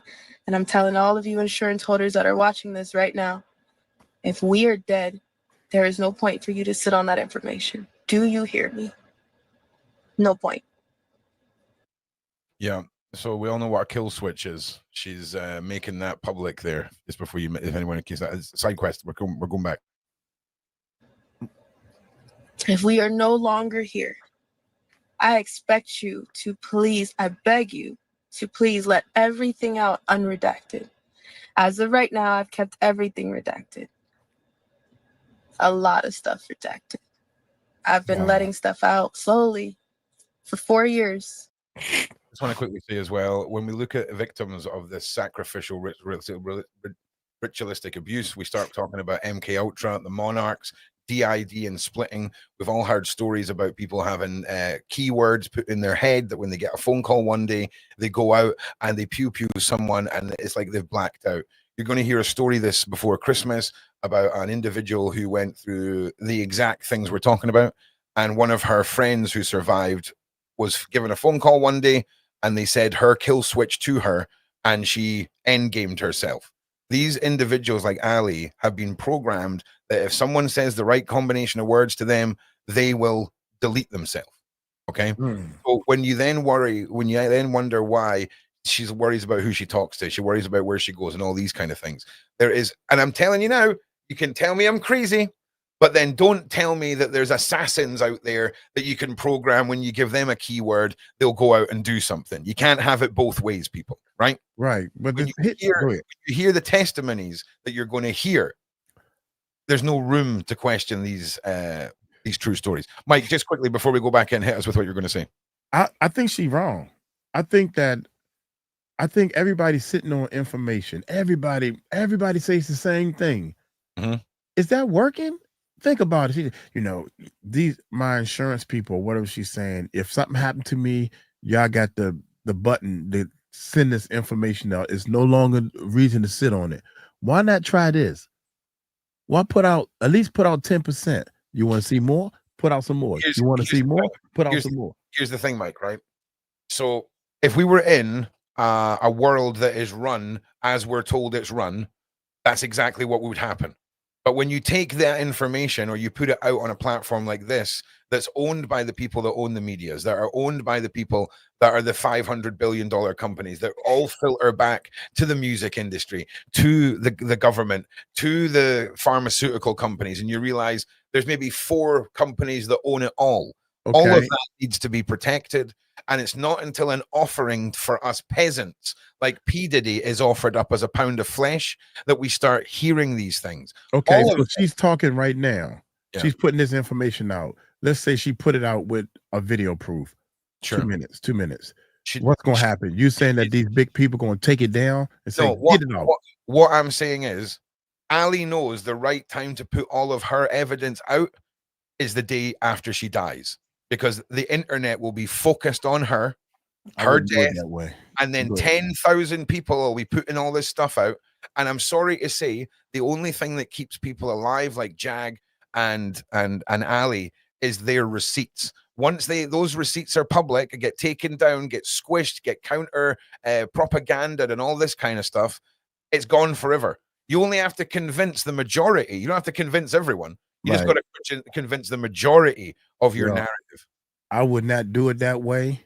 I get that. I can't wait till I die and then all the truth is exposed. I can't wait that long. And I get it. And it's a philosophical it's one of those philosophical, humanitarian, massive Right. philosophical discussions, because there's too many fragments in a case like this to ignore that are data points in the code that are so relevant in the decision-making process of these people. Right. But what I'm saying, out of all the stuff she been through, Mhm. out of all the stuff Pimp C been through, out of all the stuff they talking about J-Lo, Yep. Jay-Z, all this stuff, we ain't got the only inch of information we had for real is when Diddy went down that daggone hotel room. Yep. And you know what hey Ron, you know what it is? It's the same way with Jesus. And I know I'm getting deep. And I'm like, dude, if you so powerful and you doing all this and everything, this not how I think. This not how I think. Yeah. We need a sign. It's a song out, man. This song was so deep. It's a gospel song that said, just show us one sign, please. Just give us any type of sign, make it an obvious sign to let us know you exist. That'll just shut all this mess up. Yeah. Or if you're like me and believe in a war god, you know, same. You know what I'm saying? So my only problem. Yeah. My only problem with that situation is that if the people are so powerful, is she not scared that the insurance is going to be compromised? That they could find the person. If she was that scared, she wouldn't be doing this. Again, we're dealing with, if we're going to go the cabal thought process, we are dealing with twisted, evil people. This could be their version of a podcast. Sit and watching one of their trophy victims of the monstrous acts that have been put on her, suffering publicly while no one listens. Is that not the most juicy return? If you're an evil overlord, is that not the sweetest fruit? It's so mad, by the way, that we're even discussing the mindset of the evil overlord, but it's so factual in this. It's madness. It's mad. Anyway, let's continue. I just don't see what insurance. Like insurance, that's a company, right? What company is not possible that they can be compromised? Why trust the insurance? That, you know, I would just put it out, like Mike is saying, because at the end of the day, I will be scared. But just so you know, I'm gonna call you the Black Owl. Just so she's not referring to our insurance company, not a company or an organization. We're talking about her like insurance. someone. She talking about her friends and family. Like, look, I got 5 people that got stuff. You understand that, right? Yeah. Okay. But the thing, I was like, either there is a company or either it's people. Everyone can be compromised. Right, The but what I'm point still saying is stands. put something out there. You said you was a perfect example. I don't know if I'm spoiling it about the people she named that was at the party and she said had sex. I don't know if she said, I can't remember. But she named some people. If you got proof, if you got your insurance can't be like a one. It's almost like Well, here's the thing, right? We got to assume, right, that, and again, I just want to say, I'm allegedly saying that's what's keeping people like Jaguar and Ali alive. I don't know if they've got anything. I'm just saying there's a reason why they've got a veil of protection. And I'm telling you now, Jaguar, who I know in the real world, I don't know Ali. She ain't no pushover. She ain't no dum-dum. She is on the point, okay, when it comes to this. And I know that she's got herself covered. I'm alleging. I'm speculating. For years, and I hate to keep going back to my point. For years, I had an aunt, and this guy was trying to take my aunt's house. Yeah. And for years, my mother and my aunts and everybody is fighting, trying to do things, tiptoeing. That's what I'm gonna call it, tiptoeing. And I told them, if I get into this, I'm gonna take it to the max and I'm gonna take it to the end. 2 months. 2 months, I told them. I wrote up paragraphs and everything, and I said, this man is trying to take my aunt's house. Every time the police came, I said, I'm gonna tell y'all 3 things. This man is trying to take my aunt's house, and I forgot what the second thing was. That's right. Well, listen, But the third thing was Yeah. I would be here every day until this matter is solved. Yeah. And I spoke to everybody. I went to her church. I went and told everybody, and they all did the same thing she doing. And it was finally the police with the white suits on, the big wigs. I said, what do we have to do to stop this? Do somebody have to die? You're not going to stop it, Mike. We're talking about the cabal. Oh, wait, you're talking about your aunt's house or the cabal? Yeah. Yeah, we stopped it.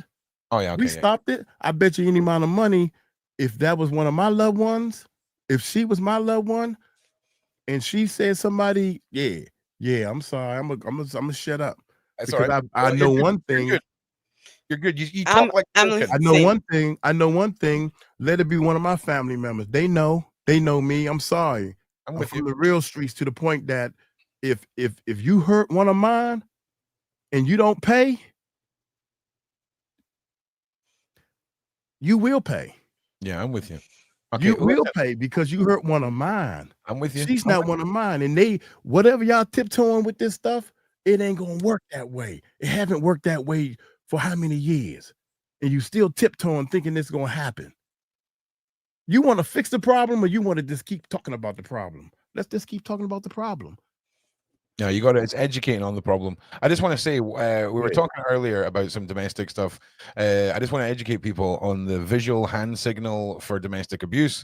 If you're ever in trouble or you want to signal somebody non-verbally, if it's somebody that comes to your door and you're in an abusive home, and you put your hand up and tuck in your thumb and then fold your fingers down, this is now the universal non-verbal signal for you being in distress, or you're needing help or anything like this. You can see here. So make sure you guys educate as many people as you can on this.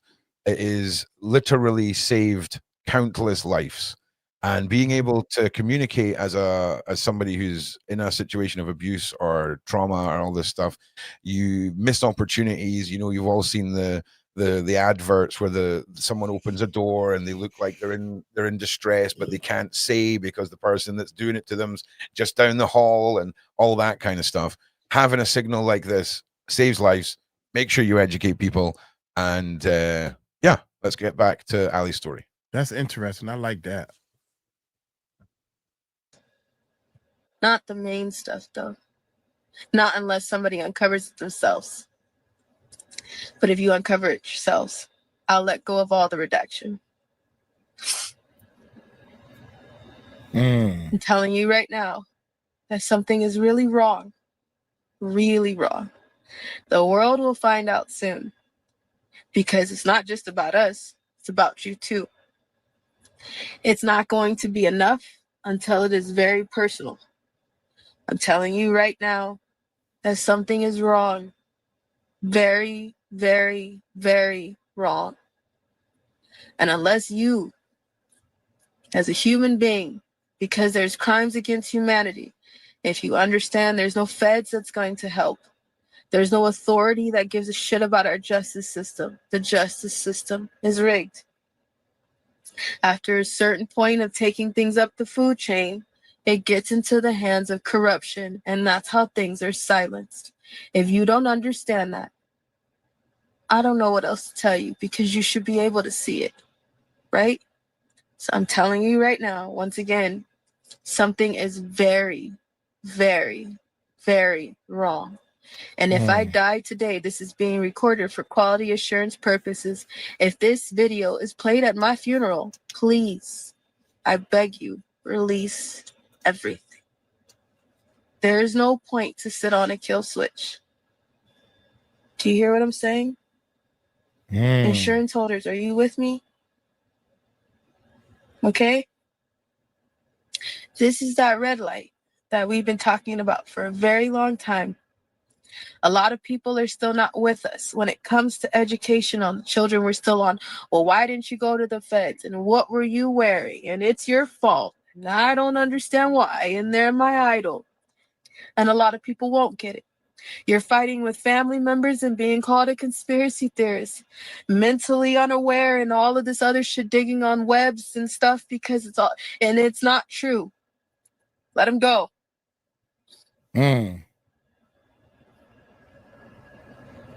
There's no other point to fight with people We're tired. Do you hear me? Because a lot of people can't grasp, but I'm just saying it's about the children.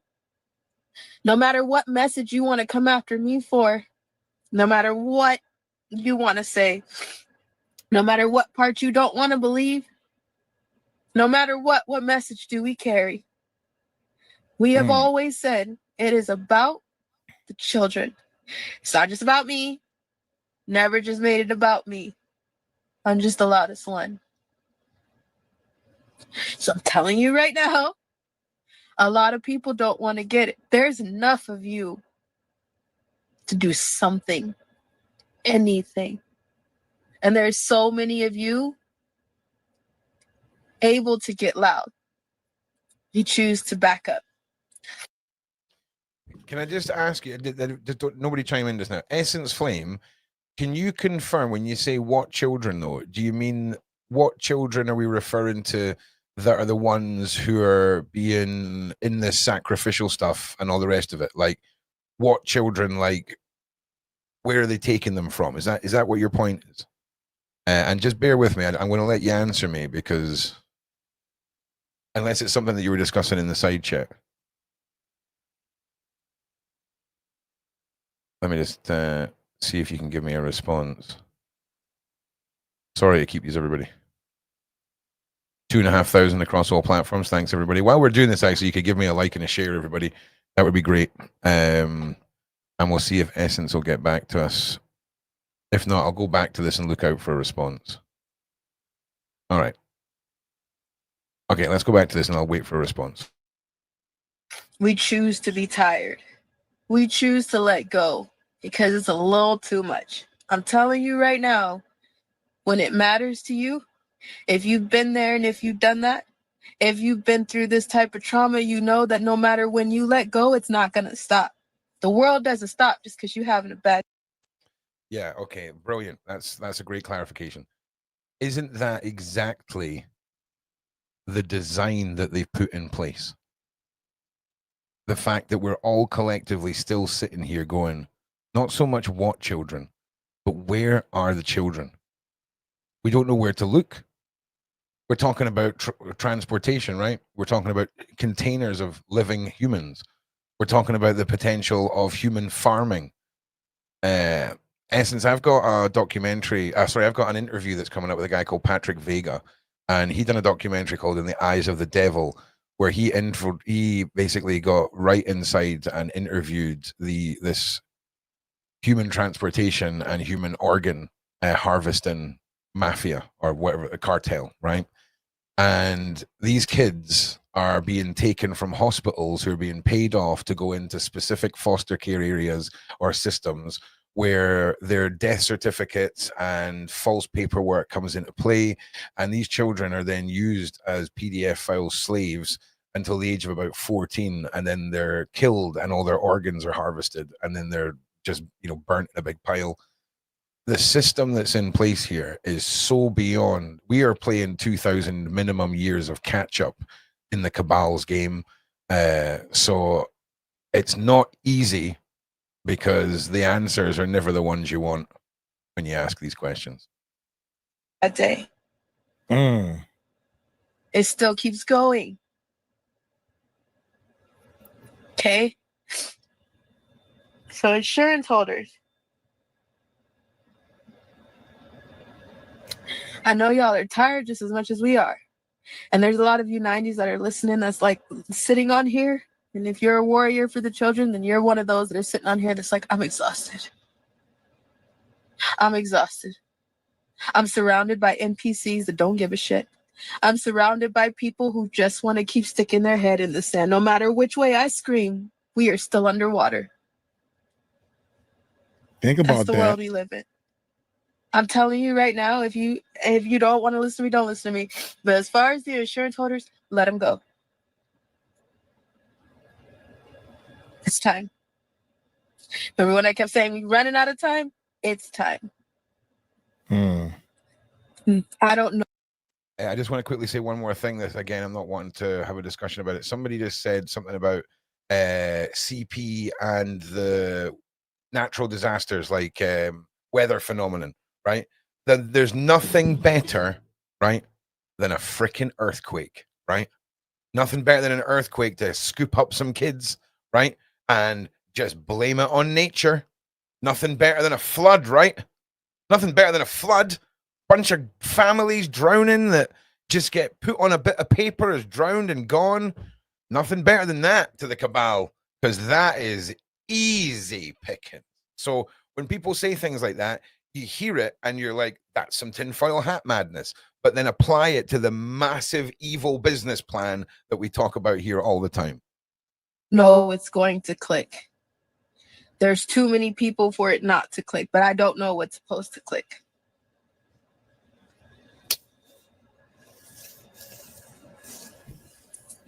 I don't know how many ways people, there's nobody really pointing people back to children. Everybody just wants to collect money. Nobody is really saying like, hey, can we talk about the kids? Can we go back towards the kids? Can we shine a light on the kids? Can we please save the kids? Just talk about the kids. Everybody's Last interruption. So facts about organ harvesting too. I apply this to the business model. People that grow certain types of plants, right, at some point have to cut certain parts off those plants, and then they sell the remaining bits of the plants. You then take all of what used to be waste product, and then you turn that into other things. It's a great business model to take what's about to be garbage and turn it into more profit. And sadly, in this case, it's not plants and it's not product, it's organs and it's children. But you have to see in the grand money-making scheme, not so much the cabal, Nikki, because money is not the motivation. Okay. But when we look at cartels and what I refer to as our level of the world, which is the criminals we hear about in the news and the normal world, 100%, it's about the dollar. I saw a documentary, and the guy was deep into human trafficking, and he's telling his side of the story. And the guy goes, well, why not? I mean, come on, man. People, he said, why not drugs and all this stuff? And that's what he said. He said, if I sell drugs, I got to keep getting more drugs to sell. I get a person, I can sell that one person over and over. It's not even that, Mike. It's not even that, bro. What looks more suspicious? Mike in his car with 2 big kilo-sized white slabs in his boot, or a young lady in his car. Do you see what I mean? Right. It's a reusable, less suspicious moneymaker and has become the biggest business in the world. Let's continue. Okay. What do I do? Something. Anything. Something. I've painted rocks. I've been to court, been to private investigators, been raw and told my story, been naked to the world, put my face and my name out there, lost everything from my home to my animals to my job. I lost myself. And still, I've put out so much evidence and nobody hears me. I'm tired.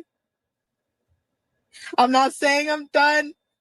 I'm just saying I'm tired. And I'm really irritated because I don't want anybody to take this in confusion of like I'm weak or I'm tired. I'm exhausted in ways that I don't even think I could put into words. And I know there's a lot of people who feel the same way I do. Yeah, no, I need a minute, or I'm gonna smash something. I just listen. I just need to pause it here, Mike. I just want to say, you only really were on your phone for the beginning of this, so people shouldn't give you such a hard time. I just needed to interject because I get really wound up with survivor stories. Like first, it's the initial empathetic approach, and then that diminishes rapidly, and I am just filled with desire to make me their sword, if that makes sense. Like, anyway, we've calmed down now. We'll continue. Like I ain't even been through it, and I'm tired. Amen. I'm tired Yeah, for the I kids. cannot. Like, what the fuck? Mm-hmm. This So is you so know sad. what? It's cool. Other survivors that are still in this life, I hate you. I'm still fighting for you.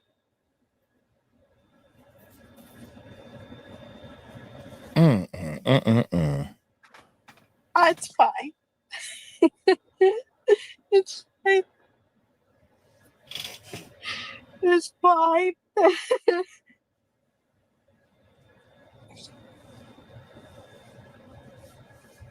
It's not the way I wanted to come on this live. I'm tired. I can't even fucking hide it. I'm It's tired. okay. It Like, is okay. woo! Do it.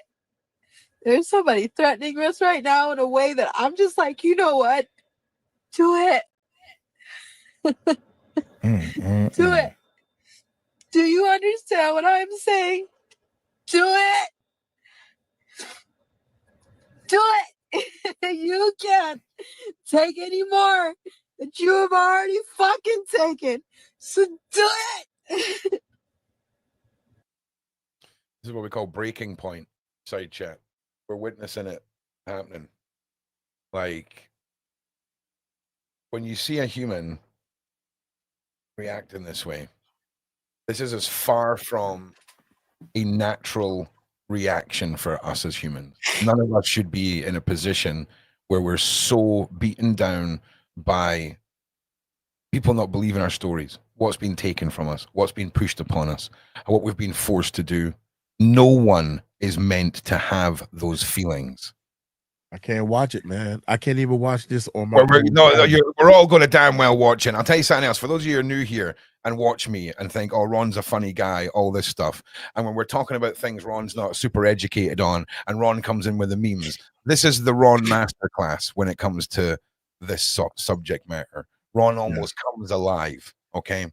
When I get really upset about this, there's things that take over me, right? My dark companion kicks in. And this subject for me, when you are sitting here, look at this woman's face, okay? Look at her eyes. And I just want to say this, a trigger warning again. I don't watch through. Like, I know for a fact if I'm watching this video because it's on Mike's channel, his channel hasn't been banned for whatever's in this video, right? So it's like a safeguard for me. So I don't pre-watch anything. I let other channels roll the dice for me. So I learned that trick too.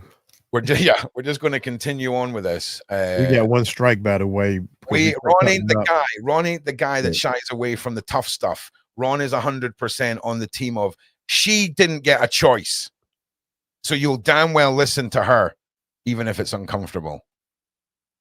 Do it. Come over here. Got me choked up. Come over here. We'll protect you. Believe that. Because you know, Mike, they would just satellite weapon your entire house, bro. The day she stepped in, just a ray gun, just take out everyone in your town but Ali. I'm telling you. Man, they're going to need more than that. Yeah, If she came to my house, they're not looking for her like that. They would have been got her. They know exactly where she is at all times. She's right. their commodity. She's their crown jewel. Do you know how I know that? Because she has one of these, okay? Every single one of us are being traced the same way as Ali, because these little devices run off mainly two operating systems, one owned by Apple and one owned by Google, both of which are totally cool companies and have nothing at all dodgy that they could be misusing oh wait, they're owned by all these same people. I forgot about that. I forgot. No, I'm not lying. You just want me to shut up. Do it. Do it. It's funny how everybody's so smart, but you can't fix this problem. Do it. That's what kills me, man. I can't take that.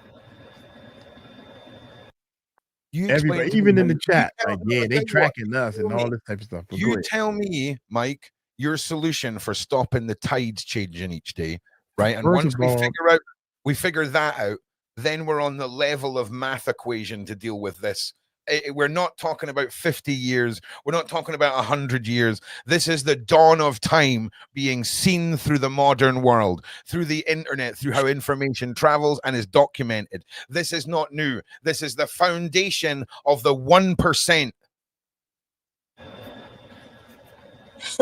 Sitting on the information is not the answer.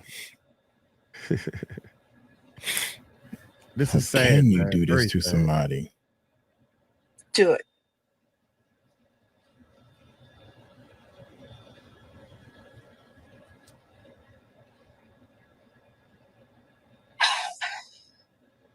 The court system makes sure people have I'll be fine. I'll be fine. I'll be the fine. accuser get My all the pain rights. tolerance is out of this world. I'll be fine. I'm used to pain. I shouldn't be. I'm used to it. Victims Do it. all over the world don't have anything, no rights, no nothing. The accuser have all the rights of a fair trial.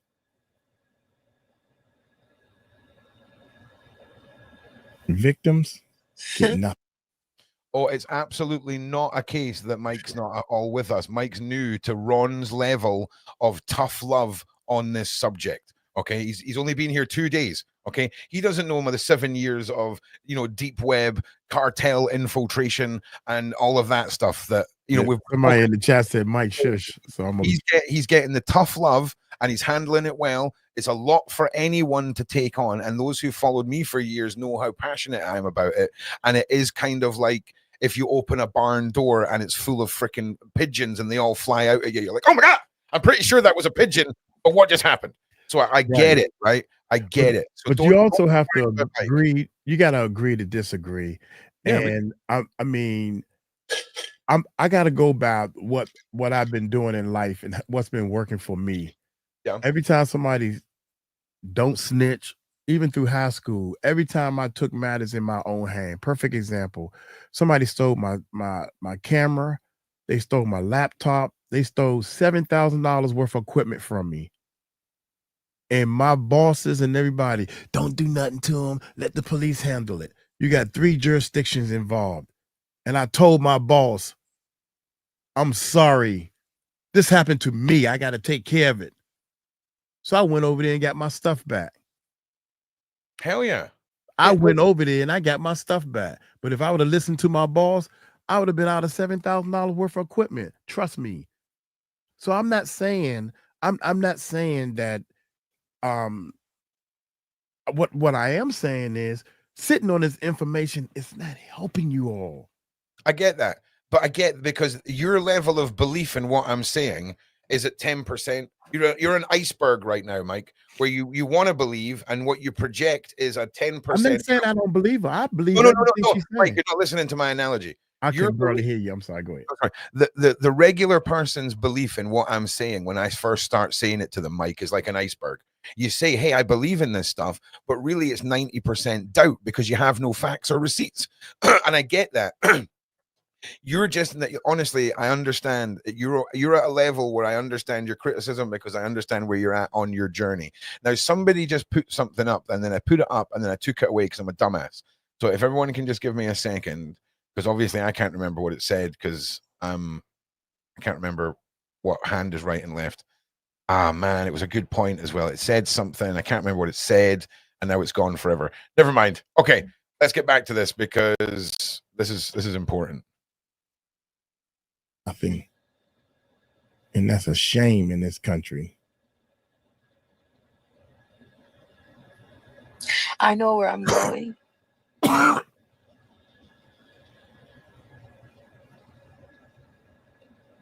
And Rosemary is not his mother. I know where I'm going.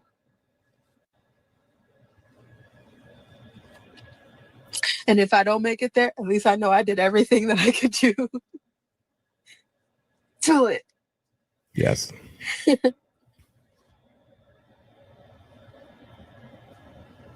If you give a shit, then you know that the message that we carry has always, will always, and never detour from other children. I have never been selfish and just been like, it's about me. Ever. I'm telling you, and angels that understand, I'm probably going to have to call on some people just to be a witness. Because if we get killed, at least somebody can say, I saw it. Unlike Charles Gillespie, I saw it. Unlike a lot of other people, I saw it.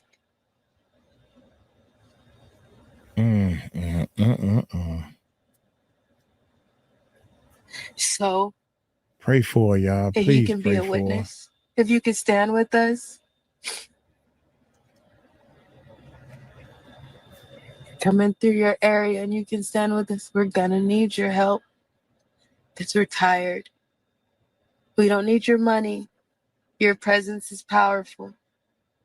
Just your presence is powerful.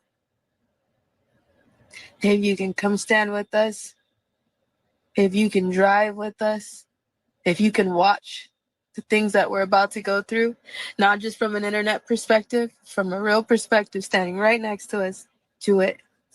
Please. We would appreciate you. I'm starting to call random people that just are in the area that we're passing through, and we're going to figure it out. I would rather die in the hands of an angel that I met on the streets than to go back to what I'm used to. You hear me? Yeah, I hear you. I hear you. I'd rather die and bleed out on the streets in the blood in the hands of a stranger than to put the blood back in the hands that it began in. Do you hear what I'm saying?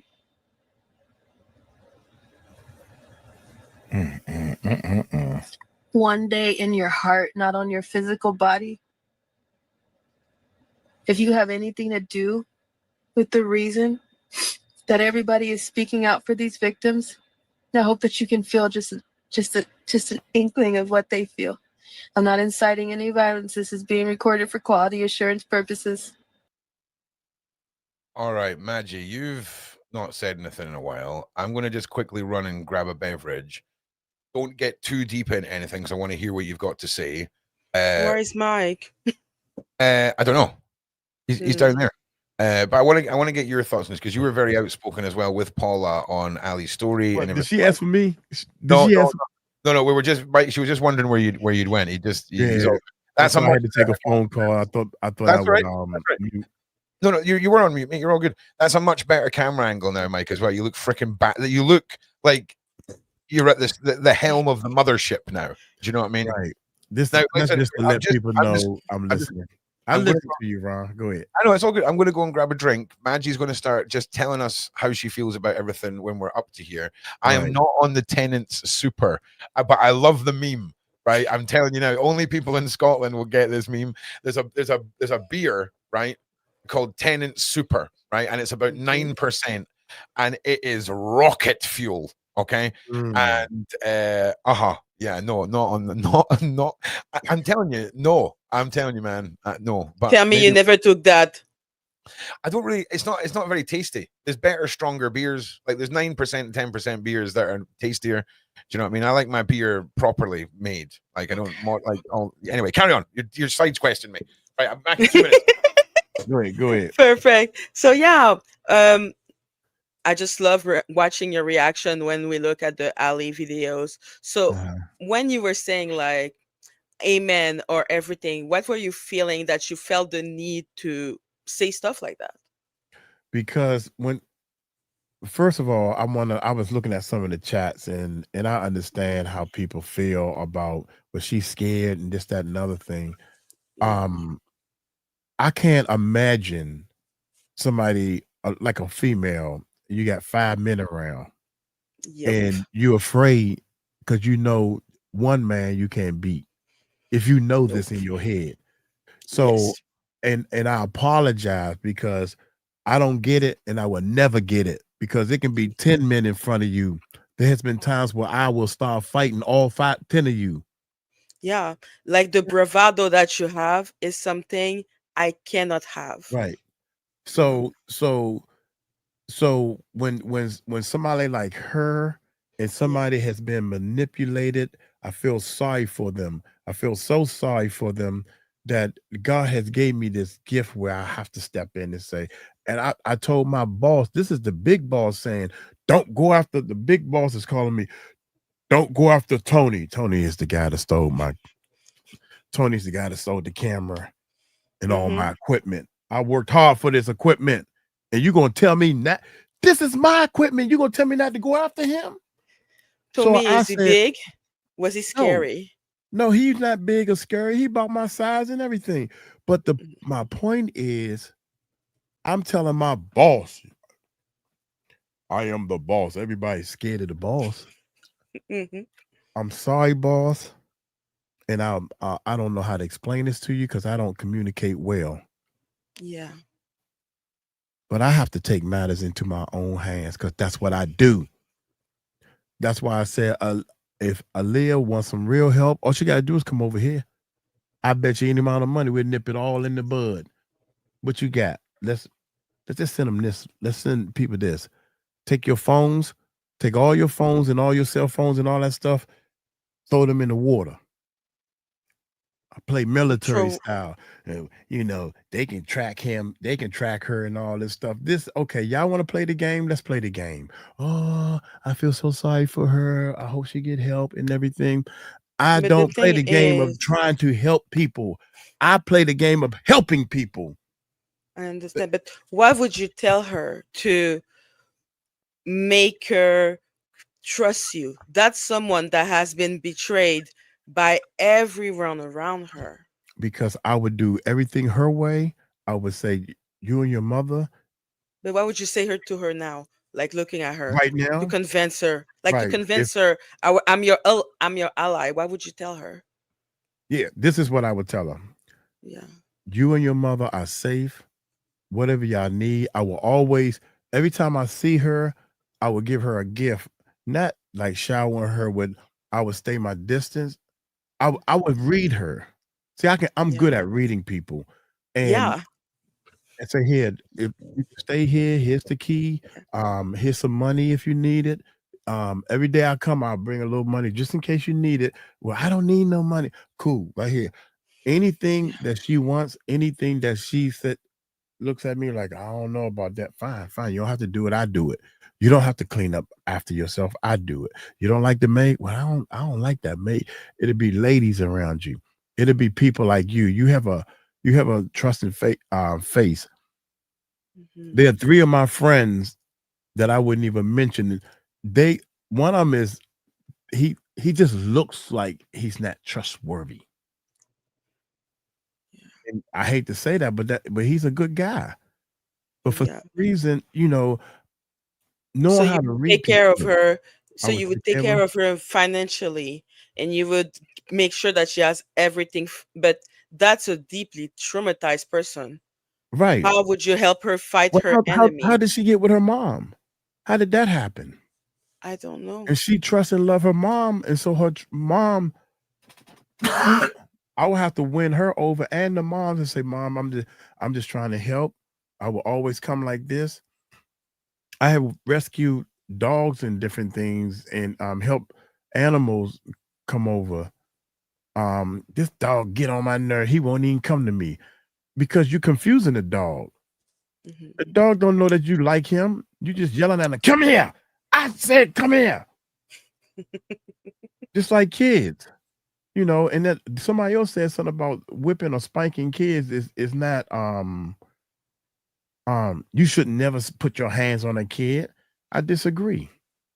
If I tell you once, I tell you twice, the third time, I'm going to spank that bottom. I'm not going to whoop you. I'm not going to beat you. I'm not going to abuse you.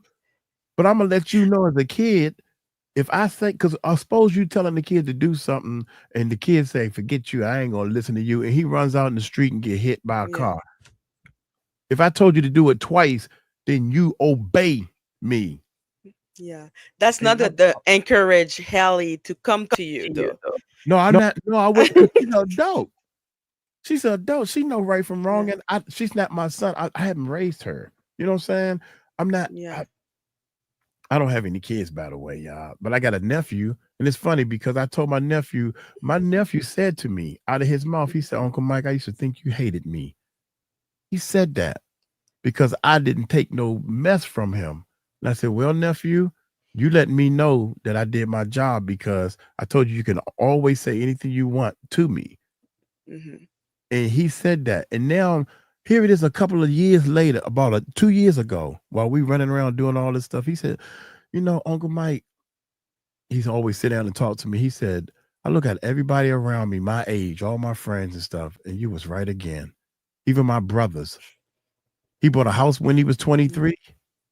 He got his own family. He got a son. He got 3 cars. He go traveling whatever he want. Everybody else around him can't get right. So I Yeah. must be right of what I'm doing." I told him, I said, "You have no other choice." Yeah.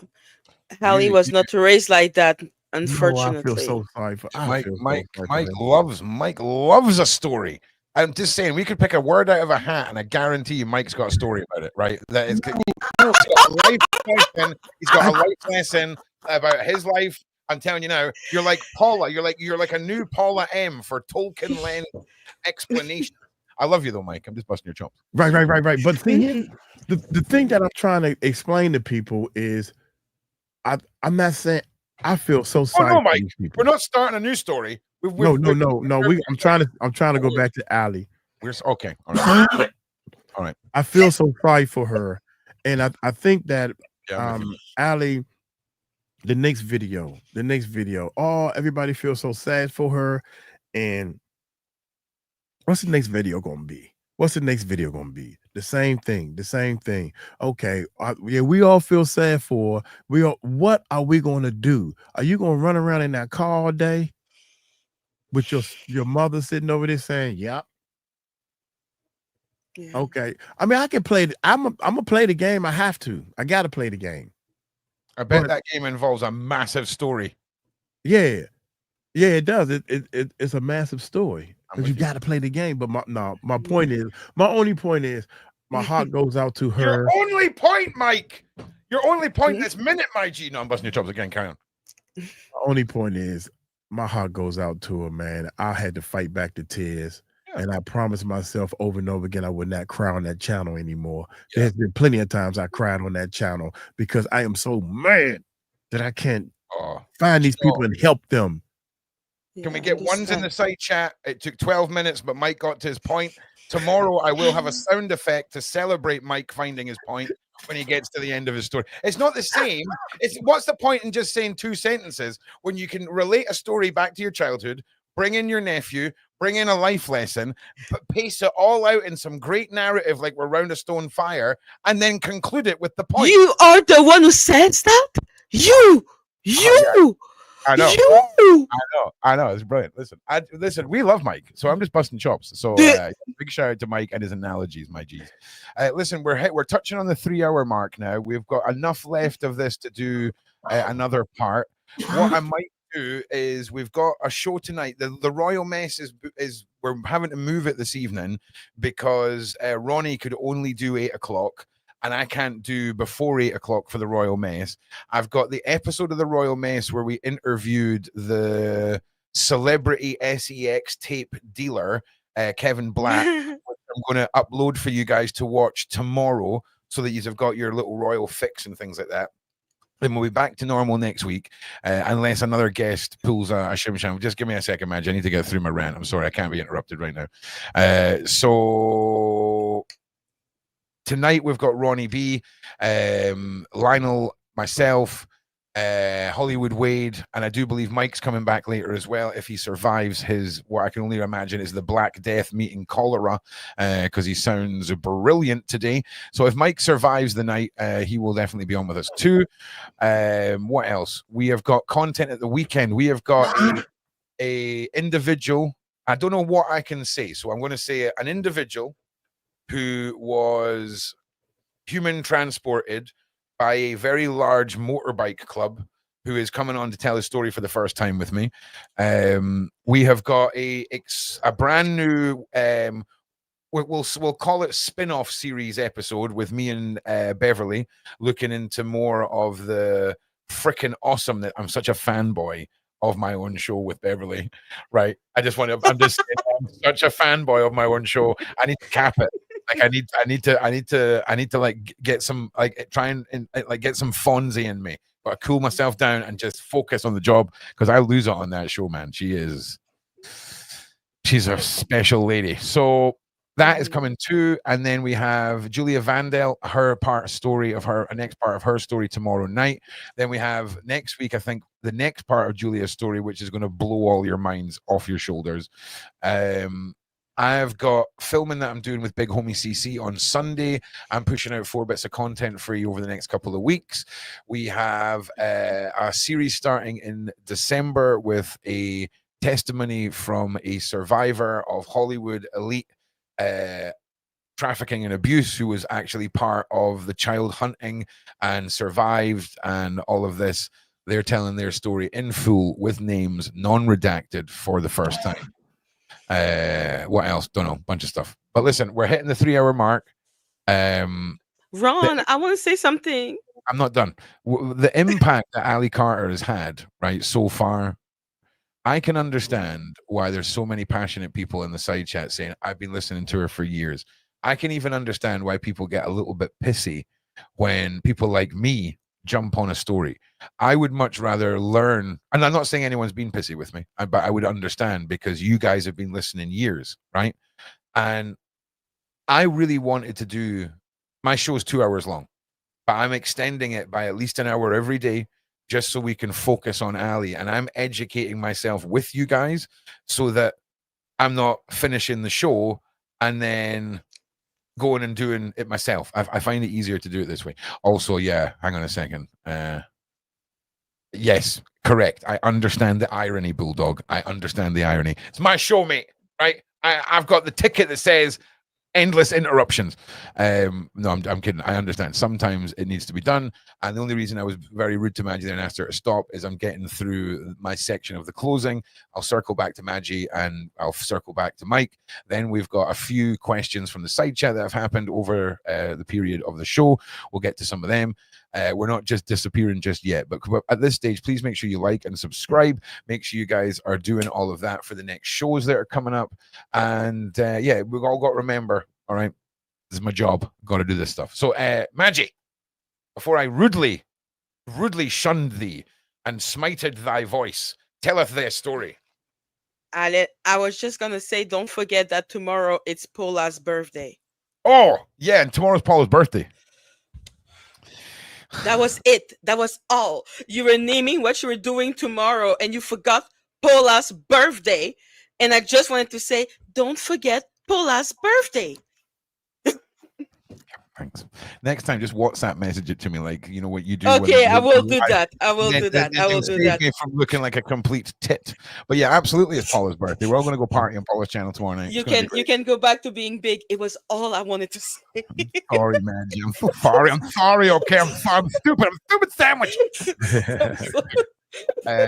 So again, there's tough subjects we talk about here. And I get over it by making jokes and things like that. Never at the cost of anyone, but certainly, you know, it's not. It's not directed at anyone. It's just how I deal with all this.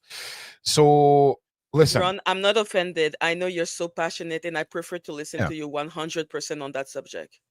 Yeah, no, I'm with you. Don't worry. I just like busting everyone's chops. But we've got some new people in the side chat. So listen, I do need to cut it off at 3 hours today. The simple reason is my beautiful, beautiful Dan is on her way back, and I want to change. I want to get the house looking. It's not, Dan, if you're watching, the house is fine. I'm not having to do anything. I'm having a Hoover, okay? And I've got one pot that had soup in it that I need to wash. The house is fine. You told me don't make a mess, and I'm not made a mess. Okay? Okay. So, you know when you're so scared of your missus's hormones that it's easier just to like go outside and pee in a bush for fear of causing any mess in the bathroom, right? I'm washing my hands in the stream. Do you know what I'm saying? I'm just bathing out there in the stream, because that to me is an easier equation than my brain not realizing what girls consider mess and boys it's invisible. What she talks about is invisible to me, right? Invisible. So yeah, man, it's definitely no. Who said that? How dare you? What are you? Whose side are you on? Are you tuning? I'm sorry. Whose side are you on? Are you tuning into Dan's podcast every day, or no? She doesn't have one. You're on my side. The house is fine. Propaganda. She's spreading propaganda. The house is fine. Fake news. It's fake. Yeah. Get her on Twitter. Cancel her. That was fake news. No, I'm just kidding. So yeah, I need to get that organized. So what I'm going to do is we're going to do a quick fire question rounds. A quick fire question round with some of the questions that we were asked earlier. We're going to keep it short. Mike. Yes. We're going inside answer voice. Okay, we're going inside answers. We're not doing public speaking answers. We're not doing filibuster. It's the baby. No novels. We're doing the itty bitty ones. Okay. Right. Please tell us, Max. Can the tapes be recovered from the FBI? I'm assuming you're meaning Courtney's tapes. Where the hackers at? Probably not. Moving on. Lisa. What did Lisa say? Was it that Lisa that said that? Where the hacker at? Oh yeah, where the hacker at? Yeah, I'm with you. I get what you're saying. You know, to get it out and get it so that everyone is blown up and they can't deny anything. I get what you're saying. Of course, we're not encouraging hackers because we are a legitimate channel, right, Ron? Ron? Yeah. Ron. Yeah, sure. Yeah. Right. When you getting Gene on the podcast, ask Shane. I imagine he's been doing it all morning. Do you think Gene was one of the informants? Don't know. Could be. I mean, anything we give you an answer on is going to be a don't know or could be. Mike, do you think? Mike, do you think that Gene? Say again? I was like, Mike, do you think that Gene is an informant? Okay, fine. That was it. No, that was the perfect one. Yeti Man says M. I heard that there's a chance Gene might have to snitch for the police. Thoughts, Mike? Do you think he's going to snitch? Yes. Okay, no, brilliant. may have been. Isn't that past tense? Okay. Do you think that he's previously snitched to the police? So being an informant is a much better way to just go don't know on this one, because we're assuming we're answering what somebody was going to do as opposed to what they did do. One of them's liable, one of them's speculation. I don't think he's. Why so much trust on with Gene? With me? That's me. Do you know what quick fire question round means? No, we're not expanding, Maggie. We can't expand. I don't have the time, Maggie. We're running out of time. The hormones are in the car, mate. The hormones are in the car and they're heading towards me. All right. I'm sorry, Dan. I'm sorry, Dan. What's the question? We gotta go move fast like a ninja. Like you ever seen that meme of the panda with the lasers? That's my life. I'm sorry as well. I do respect your questions. I'm sorry to just be doing it this way, but at least we're doing them Ron.m. Okay. Didn't Mike Todd say he wrote the book? Why is Courtney even involved? Ariel said Mike was in touch first. What do you guys think about that? Chris Todd said he wrote the book because Courtney is the one that published it. So Chris Todd gave the book to Courtney to publish it, but he never read it. And the flash drive, he kind of saw what was going on. Okay, brilliant. Project Luke, do you believe do you believe what Chris Todd is claiming? Maybe. Anyone else? I don't know. Oh wow, I have really traumatized you by telling you to give us short answers. You do not go well under censorship at all. Maggie's completely devolved. She's one of the most smartest women I know. That was some grade level madness. Don't know. All right, we've devolved back into moody teens. I'm feeling it. Right, let's go. I think Courtney has all these problems because Chris acts like he owns everything. What do you guys think? I think that was a great observation, and I think they are all in cahoot. I don't think they are against each other. They seem to have the same goal.